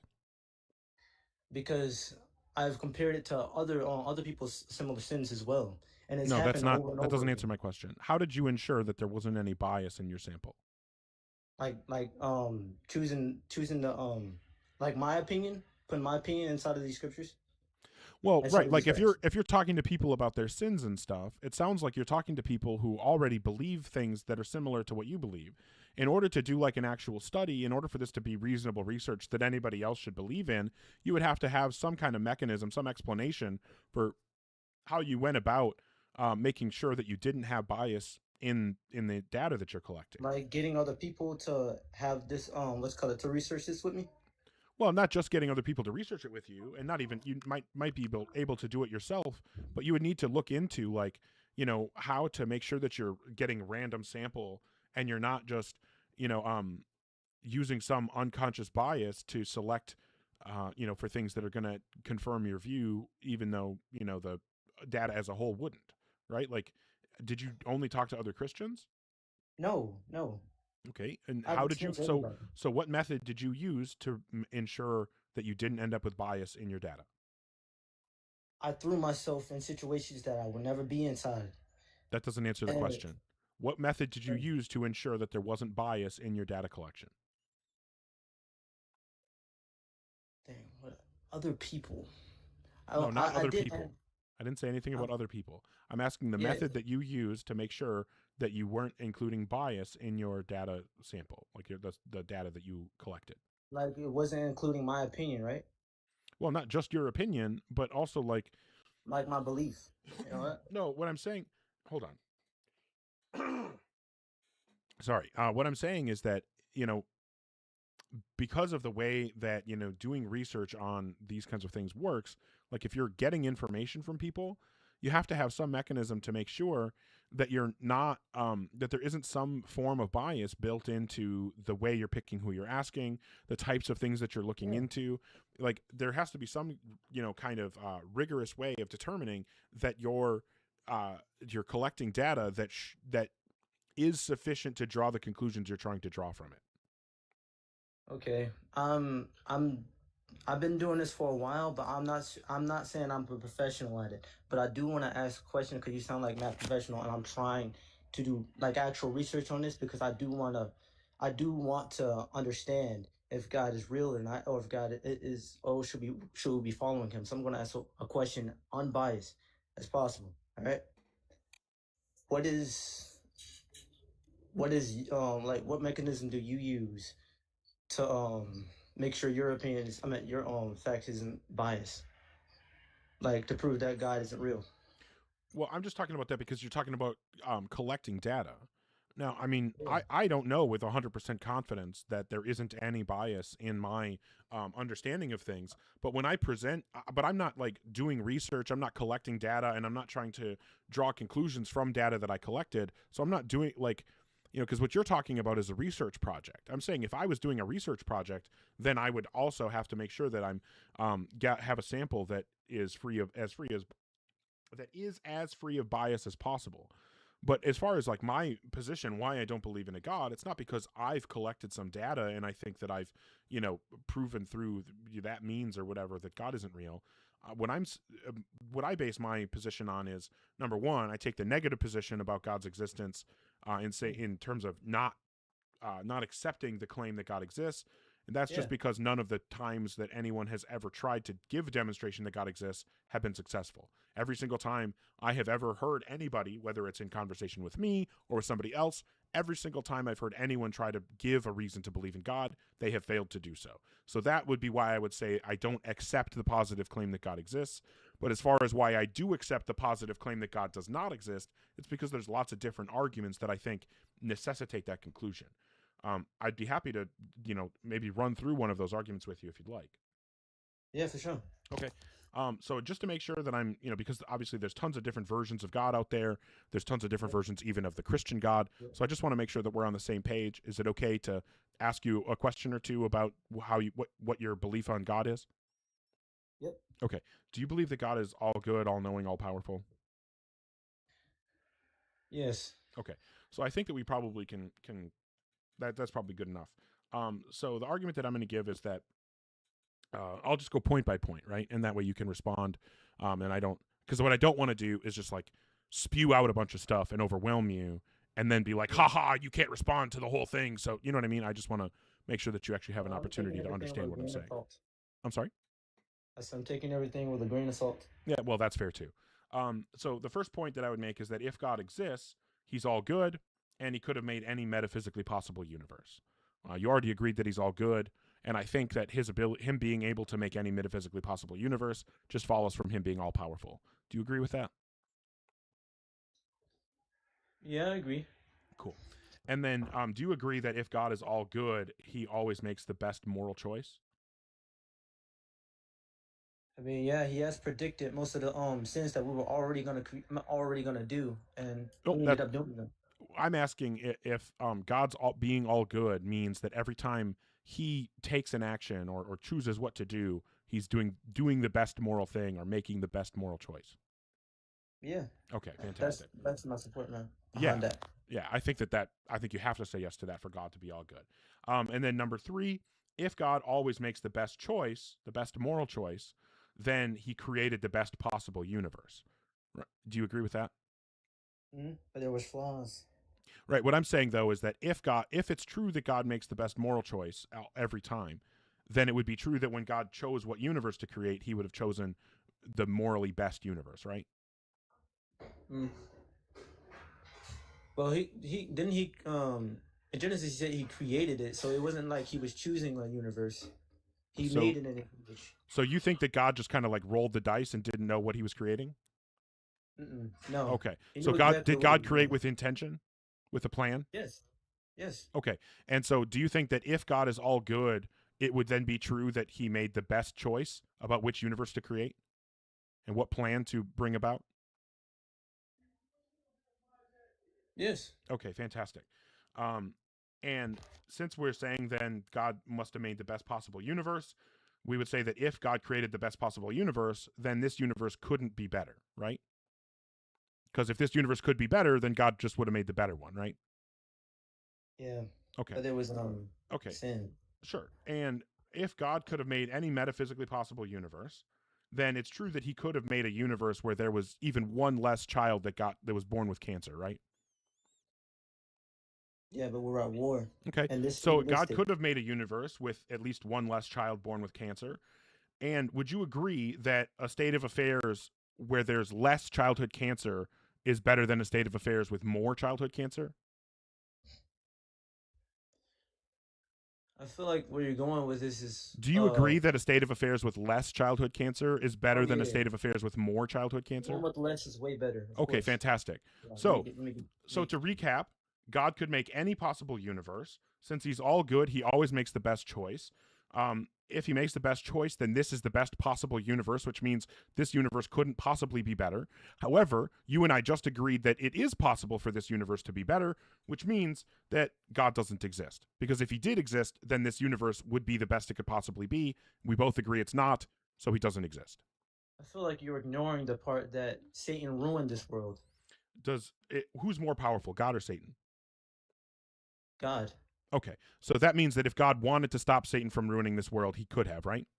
Yes, but he Would already the tried world be multiple better? times. Would the world be better if God had stopped Satan from taking over, or is it better with Satan in charge?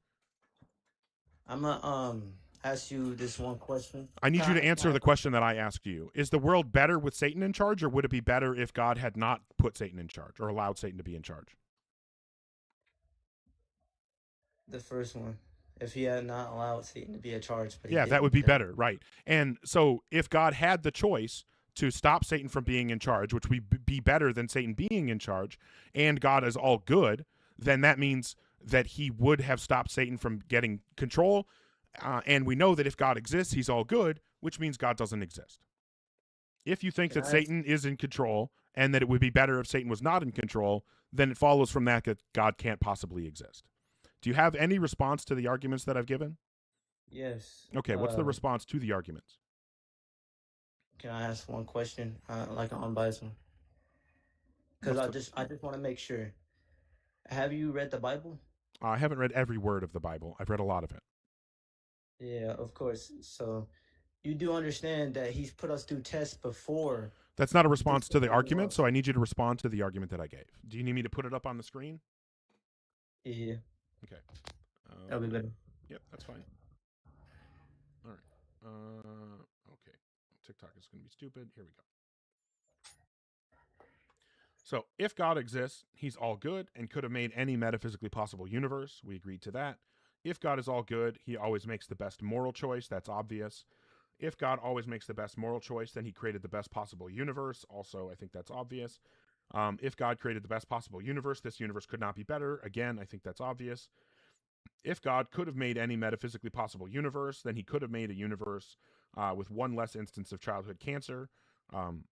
Obviously, it's metaphysically possible that there could be one less instance of childhood cancer. And we both agreed that a universe with one less instance of childhood cancer would be better than this universe. So the only reasonable conclusion is that God does not exist. Yeah, but you do know why Jesus died on the cross, though, right? So I need you to respond to the argument. Yes, I'm trying to respond to you. Okay, so which premise do you reject? I reject the part where the part where you said if God created the best possible universe, then this universe cannot be better. This universe is not the perfected universe, though. So what you're saying is that it's possible for God to create the best possible universe and for a better possible universe to exist? No, the best possible universe already was created, but it was imperfected by Satan.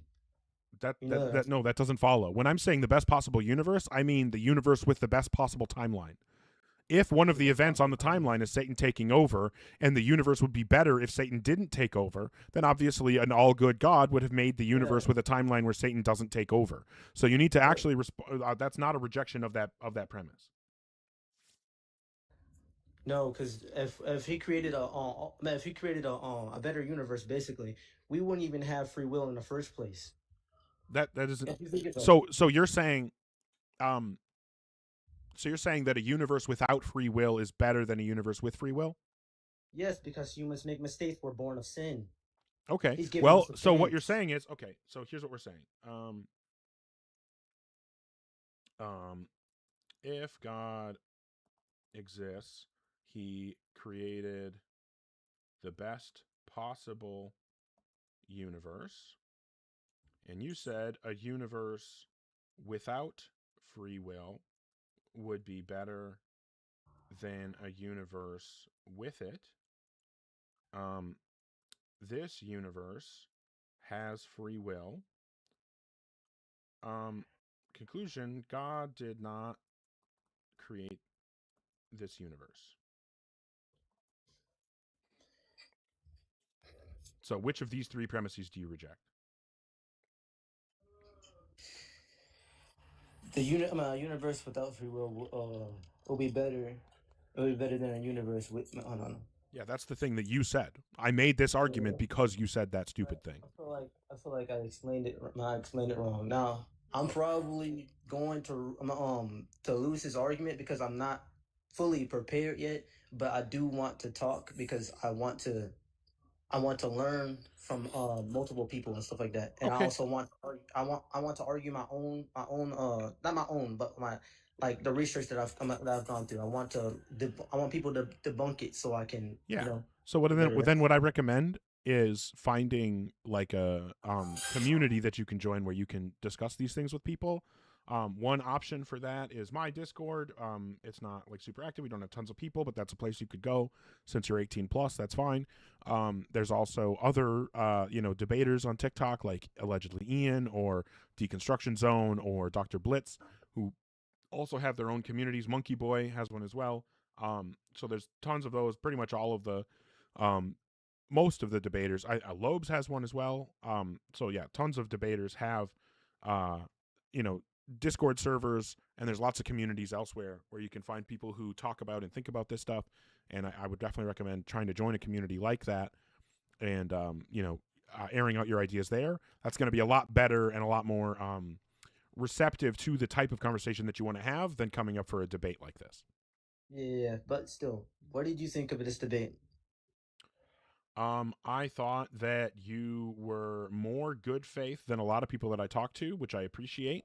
But I think that, like a lot of the people that I talk to, you, as soon as you notice that the response that I'm giving you or the argument that I'm giving you is difficult for you and that you don't know how to get around it, you start twisting yourself into pretzels to try to like redefine words or pretend things don't mean what you know they mean or say things that you know are wrong just so that you can get out of it, which tells me that you're more concerned about maintaining what you currently believe than just believing whatever happens to be true, even if it's uncomfortable. So that's what I think of the debate. I'm not afraid of like getting uncomfortable. I'm just trying to make sure that what I have researched is completely like factually wrong and stuff like that. I need like proof, just like you do. So that I think is the problem, right? You're putting the cart before the horse there. You're saying I'm going to keep believing what I believe until this thing that I like is proven 100% to be wrong, and I think that's the wrong approach. I'm keeping an open mind. Both the things that you believe as well and stuff like that, like God isn't real and God is real. Both of those are definitely like what's call it. They're in the same plane. I can't believe either one, but they will still be in my mind until they're proven wrong. Okay. Well, then it just feels like you lied to me because you came up here and you told me that you did believe in God, and now it seems like you're saying that you don't. Well, you just said that. No, I'm saying you basically just described yourself as agnostic. So, all right. Well, I do appreciate the conversation. I'm going to go ahead and move on though. But I do recommend that you try to look for communities where you can have these conversations and deal with your the questions that you have about your beliefs. Okay. You know what? Let me check something here. I just realized. Oh, it's going to be really fucking annoying now. Maybe this will work still. I'm going to do one of these. One of these. then one of these.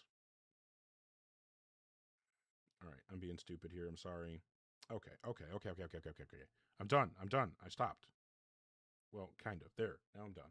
All right. If you're in the guest... Oh, yeah. Do come back, King Shorts. You're welcome to come back and debate. Oh, yeah. Fuck yeah, Sober. That sounds awesome.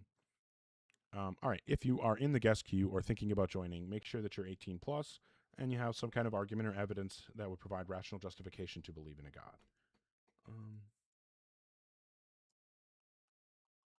Okay. Yeah.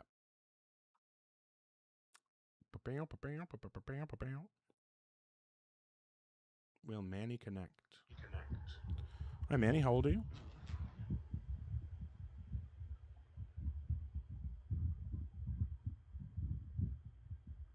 Hello, Bueller.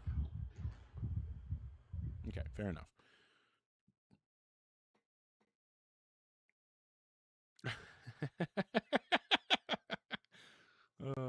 All right, if you're in the guest queue or thinking about joining, make sure that you're 18 plus and you have some kind of argument or evidence that would provide justification to believe in a God. Hi, Prague. How old are you? Hey, I'm 25. Cool. And what God do you believe in? I believe in Jesus Christ. Cool. And what would you say is the best argument or evidence that would provide justification to believe in God? So I'm more so you're a pretty well spoken guy. So I kind of want to hear like your pitch to this. Just let me get to it real quick. So pretty much there's two ways to think about how the universe began, right? Either some divine being created as in God, right? Hold on. It sounds like you're starting from an assumption that the universe began. Why should we accept that? So physics pretty much says that, something can't come from nothing. So right, so that should make us believe that the universe never began, right? Because it would have to have been something from nothing. Yes, which is we're going to say the premise hold of my on. argument. Something can't come from nothing. If the universe came into existence, there was once nothing, so the universe never came into existence. No, the universe came into existence because of God. No, hold on. Okay. We're going to say premise one, something can't come from nothing. If the universe was created, then something came from nothing. The universe was not created. Which premise would you reject? So I'm rejecting premise one. Okay. Crazy, right? Oh my God. So you start out saying, well, okay, so since we know something can't come from nothing, and then I show you how that's a problem for your view, you go, you know what? I think something could come from nothing. This to me, Prague, honestly, like you sound like an honest person, genuinely, but I cannot tell you how frustrating it is when someone who seems like they probably have a decent head on their shoulders, and we probably could have a decent conversation if you were willing to be honest. It's insanely frustrating to me that the very first thing you do when you notice a problem in your view is just reject one of the most fundamental things that you are claiming that your view is based on. You're literally willing to reject anything to preserve this view. So I'm willing to reject what I'm trying to get at here. So science, as we know, it says something can't come from nothing.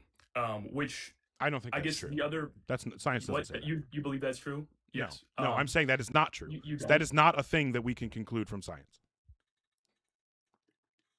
Okay. I mean, like modern physics says, matter can't be created or destroyed. Or No, I guess no, it doesn't. /matter. It does. No, it doesn't. Okay, look it up. I mean, I can. I just know that lots of physicists have talked about this a lot, and they will tell you that the whole energy can't be created or destroyed. That's the second law of thermodynamics. It only applies to closed systems where energy is conserved. Well, we know that energy isn't conserved on a cosmological scale, so we can't apply the second law of thermodynamics to the cosmos. So we can't say because the second law of thermodynamics demands that energy must be conserved, therefore energy is conserved cosmologically. That just doesn't follow. the second law only applies to the certain systems that it applies to, right? It's specifically in closed systems, energy is conserved, but we have no way of knowing whether the universe is a closed system. And so we don't know that energy is conserved. In fact, according to some physicists, we would consider the dark energy that's propelling the acceleration of the expansion of the universe, that's energy being created. Like, that's new energy coming into the universe. And so we know that based on that, the fact that the acceleration is the expansion is still accelerating tells us that energy isn't being conserved. Massive amounts of new energy is being deposited into the cosmological system. So no, energy isn't conserved. Energy, we can't say on cosmological scales that energy can't be created or destroyed. Okay. I'm hearing your argument, and quite honestly, it sounds like I have more research to do around that aspect of it specifically, because I guess my entire premise was around, if my wrong assumption that, if energy can't be created or destroyed, then something outside of what we understand would have had to created, the Big Bang for the speck to be able to explode and expand, which would be my argument for God. But it sounds like I wasn't really sure as to what you're saying there. So obviously I need to do more research about, energy being able to be created or destroyed, specifically in a closed system, like you said, which we don't really know. So yeah, you'd want to look into whether the universe is a closed system, whether entropy applies on cosmological scales, or whether conservation of energy applies on cosmological scales. Sorry, I'm used to everybody talking about entropy. And then the other thing that I would say is that even if it was the case that energy is conserved on cosmological scales, even if it was the case that energy can't be created or destroyed, like simpliciter, like that holds universally, I still don't think that gives us a reason to think that the universe actually began. Because for the universe to have begun or to have been created in any meaningful sense, that would have to mean that there was a state of existence where there was no universe, and then a different state of existence where there was a universe, or there is a universe, right? I don't think that that's possible, and I certainly don't think that there's any reason to think that that is what happened. If you know, this is another thing I would recommend that you research is eternalism, or what's colloquially called B theory of time. Are you familiar with that at all? No, I am not, sir. Okay, so one of the results of relativity is that is something called the relativity of simultaneity. So depending on your reference frame and your velocity, you are going to see certain events as being simultaneous that another observer in a different reference frame would experience as being non-simultaneous. So that means that things happening at the same time is relative. There is no true now moment. There is no moment that is the true universal now, because if things that are simultaneous for observer A are not simultaneous for observer B, and neither of those is privileged, like neither of those is right or wrong, they're both like equally valid, that means that now isn't a concrete concept that just like applies universally. So what the upshot of that, like what comes out of that, is a view called eternalism, which is one way to think of it is the analogy is calling it a block universe, where like you kind of think of like the whole universe is one big four-dimensional block. So even if there was a first moment and a last moment, both of them would exist eternally without ever coming into existence. They're just not at the same temporal location, in the same way that like 10 miles away from me is just as real as where I am. It just isn't right here. So we would say in an eternalist view, 10 minutes from now is just as real as right now. It's just at a different time. It's just not right now. And so because of the relativity of simultaneity, we can tell that what is now and what is 10 minutes from now is squishy. And it's because the whole thing is this one big four-dimensional blob that all exists at the same time. Okay. I said the dumbest. I just said the dumbest fucking thing at the end there. I try so fucking hard to do that or not to do that, and then I say the stupid fucking shit. I don't know if you caught it. I just said that it all exists at the same time, which is exactly the opposite of what I'm trying to say. So I apologize. They don't exist at the same time. They just all exist, but at different times. Sorry. No, you're good. You're good, man. Quite honestly, it sounds like, I guess like my whole premise was going to be built on my wrong assumption about like the something from nothing. So I'm definitely not going to be able to change your mind or give you any kind of other kind of argument. But give me a couple things to think about that I'll have to look into. So I appreciate your time. Thank you. Thank you for the conversation and listen to me yap, and I hope you have a good one. And I also hope that after you've put some time and thought into this, that you come back and convert me, okay? Sounds good, brother. Take care. Awesome. Super good faith.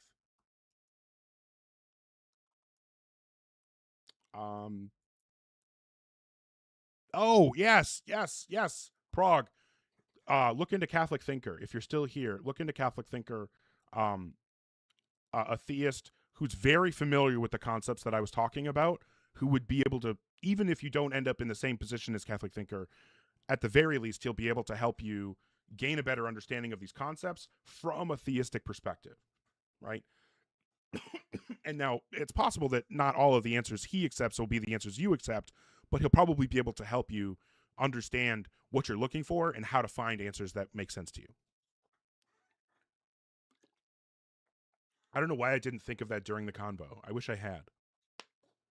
Hopefully he heard that. Sober is another really good resource for sure if you're looking for info on physics. Absolutely. Sober definitely knows a lot more about physics than I do. I don't know shit. Okay. Where are we at here? If you're in the guest queue or thinking about joining, make sure that you're 18 plus and you have some kind of argument or evidence that would provide justification to believe in a God. Oh, yeah. Dr. Blitz and then Quantanaut, both of them are extremely, extremely good resources.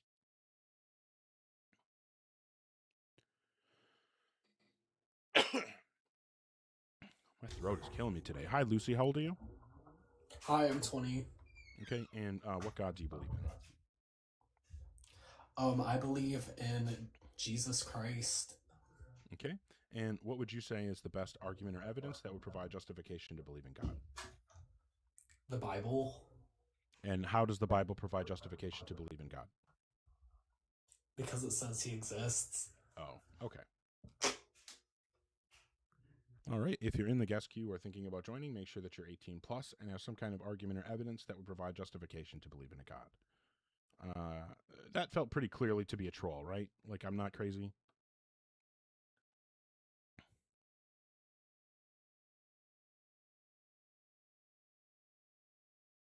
All right. Thanks for the confirmation, Toby and Poopman Jones.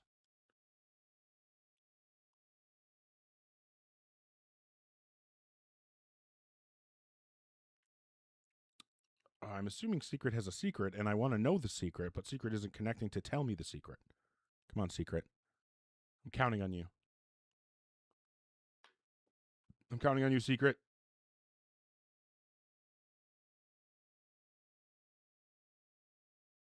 No, really? Unfortunate, as the kids might say. Where the fuck we at? Okay, thank you so much, everybody. Sincerely, thank you for the support. Rated M, thank you. Jeffrey Weatherford, Jennifer Johnson, thank you so much. Bunch of shit. Lem, thank you. Ghost, Job, Keep Faith. Okay, hey, thank you. Appreciate your support. Ghost, Sober, thank you so much. Love seeing that. Appreciate having you here. Thank you. Also, again, to Job, Keep Faith. Fuck yeah. Thank you so much. Also, all the new follows, where are we at? Now, it is actually feasible that we could hit 4,900 tonight, which would be insane. Yeah, we've already more than 100 follows tonight. That's fucking crazy, you guys. Like, what the fuck is... Like, how does this happen? Like, what is going on? What's going on? What do you mean? That's the goal now. Oh. Now all I can think of is Jeremy Colhane's Tucker Carlson impression. If you're in the guest queue or thinking about joining, make sure that you're 18 plus and you have some kind of argument or evidence that will provide justification to believe in a God. So what? You just can't believe in God now? What are we doing? What's happening? Now I just want to do that all night. Hello. Hi, how old are you? I'm 18. I'm almost 19. I know I look young. I'm born 2007. It's not about you look. You sound like you're 13. I have a cold. No, look. That would make you sound older. Oh, okay. All right. You know what? I'm typically not a fan of people turning their camera on, but that did help. You look old as fuck. Oh my God, you look so old. I'm just kidding. I am gonna. Ouch. All right. Oh, well, we'll see how it goes. All right. So I'm so sorry. You said you're what? You're 18? I'm 18, almost 19. August 1st. I turned 19. God, I feel so old. All right. And what God do you believe in? I believe in Jesus Christ. Okay. And then what would you say is the best argument or evidence that would give us reason to believe in God? Okay, so I think we both have some agreements on everything, because I know some people are talking about like physics and Big Bang and all that. Obviously, the Big Bang was two galaxies colliding, whatever. So what? Why would we think that? there's a new there's like a study going around that it was actually two galaxies that intertwined, causing a bunch of power and heat that caused like everything to collide in the rocks and everything. But besides that, I believe that this is like a hypothesis that exists, but I don't think that we have any confirmation. yeah, that's what I mean. I believe in that hypothesis. But I'm a non-dominational Christian. I focus more on Jesus Christ. Obviously, I'm somebody who is LGBTQ. And I know I'm not a Bibleist. A lot of people that have joined are Biblists who go off of the Bible, and everything like that. But Jesus Christ is real, because if you look at all the stories, like even in the Torah, and you look into the Bible and all of that, he is set in there. And yes, there's different perspectives of him, but if somebody wasn't real, or somebody wasn't there, and over all of these years and everything, why isn't somebody real if they are written in different Bibles, different in the Torah, and all of that? Well, Jesus is certainly not in the Torah. I mean, there's nothing in the Torah. He's stated in the Torah. No, he's if not. you look at the Judaism. No, he's not. Now, the Torah does contain prophecies for a coming Messiah, but Jesus did not fulfill any of those prophecies. So Jesus is not referenced in the Torah because he's not the Messiah that the Torah prophesies. And none of the other non-messianic prophecies actually have anything to do with Jesus, right? So no, there is nothing in the Torah that points to Jesus. And then the New Testament is just stories about a guy who supposedly existed, but we don't have any reason to believe that those stories are true. The earliest writings we have about Jesus are decades and decades after he supposedly died. If I told you that there's some guy who died 40 years ago that no one has ever written anything about, but I can, well, here, you know what? I'm just going to tell you about something. Instead of going into some nonsense, I'll tell you about something real. So Eunice, the universe farting unicorn, is actually the creator of our universe. She once ate a spicy hypotenuse, and then her fart is what created the universe. That was the Big Bang, was her fart. And that's what we all exist in. That's why there's evil. That's why there's logic and math. It's all because the universe is a unicorn fart. And now, the reason I know that this is true is that back in the 80s, she revealed herself on top of Mount Washington to millions of people. And so now, obviously, and the story about this, I'll even throw it up on the screen here. We've got a story about this, and the story even says that the stories about Eunice, the universe farting unicorn, are true. So we've got the stories. We've got tons of people in the chat. I mean, who are already talking about being Euniced up. All kinds of people posting devotionals to Eunice in the chat. So if all these people believe in this, and it's written down, and where it's written down says that it's true, does that mean that Eunice is real? No, it does not. Okay, so it sounds like you and I now both agree that something being written down and people believing in it isn't enough to demonstrate that it's real, right? And, okay. I just want you to answer that directly, please. In aspects, for sure. In total aspect, 100%. Okay, so I just want you to answer just directly without the qualification. Is it, do you agree that just because something is written down and believed doesn't make it necessarily true? No, it does not. Okay, so now the evidence that you've presented so far for God is just that it's written down and people believe it. And we both agree that it being written down and people believing it isn't a good reason to believe something. Yeah. So what is a good reason to believe in God? Okay. So first off, I believe in evolution. I believe in all of that stuff. I don't think, like, there are parts of the Bible that I do have questions about, for sure. That's why I'm not a Bibleist. I don't completely go off the Bible. Okay, I just asked you for a reason to believe in God. My reason behind it, is when I used to be an atheist, actually. I used to be a big atheist. And when I started to find my way into God and Jesus Christ and churches and stuff like that, I honestly started to feel a lot better. And I started to come to terms and come to peace. That's And fine. if that is not Believing if in Eunice Jesus makes is me feel God, good. Talking about if Eunice Je- makes me feel good. So But does the that mean thing that Eunice is real because it makes me feel good? the thing is, though, I just need you to if answer the question, something- please. Does the fact that Eunice makes me feel good mean that she's real? I mean, that's if that's your belief in an aspect, it could be, but there's Okay, not. so you think that the there's not actual a creation? thousand- there's not So like what I'm 100 asking year- TNT? hundreds of year old book. What I'm asking TNT is the fact that thinking about Eunice makes me feel good. Does that give justification for believing that the origin of the universe was one of her farts?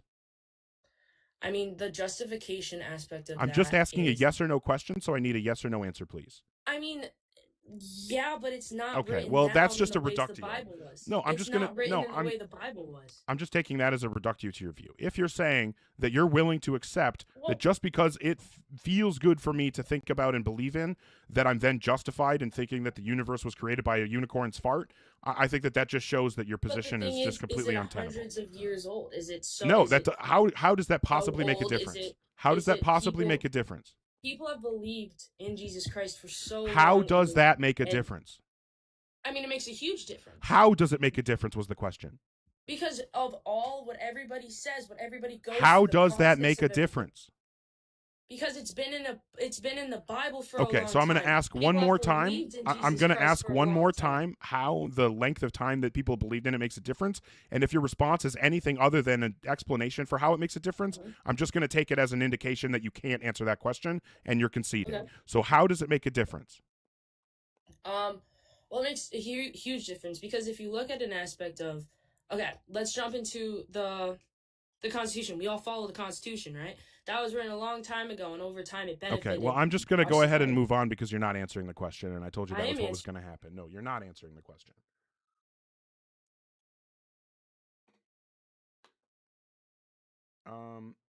Okay. Yeah, exactly, Vitruvian Seagull. Just saying, well, it makes a difference because it makes a difference. Doesn't tell me how it makes a difference. Well, it certainly could have been worse, PJ. You're correct about that. That's another really good point, Ethan. I was thinking that as well. When we go back in time, we have less ability to investigate claims and should be more skeptical. Like, we should be more skeptical of older claims. Exactly, Wes. In 1,000 years from now, it will be true that Eunice created the universe with a fart.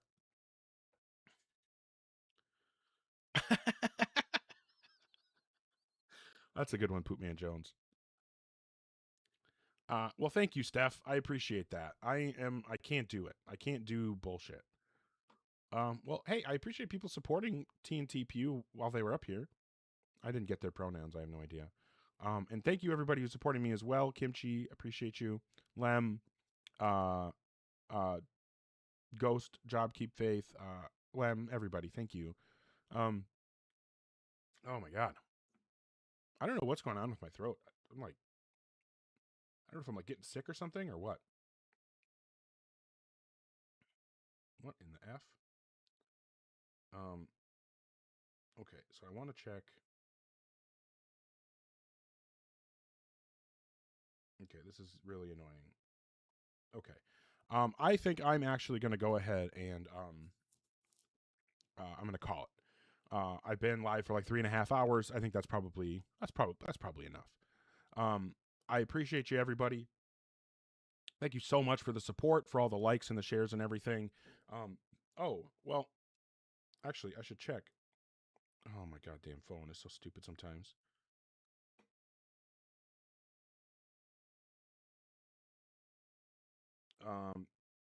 Okay, yeah, that's fine. Okay, so thank you, everybody. The last thing I want to say before I go is just remember, tomorrow is not guaranteed. You don't know how many opportunities you have left to let your family and friends know how important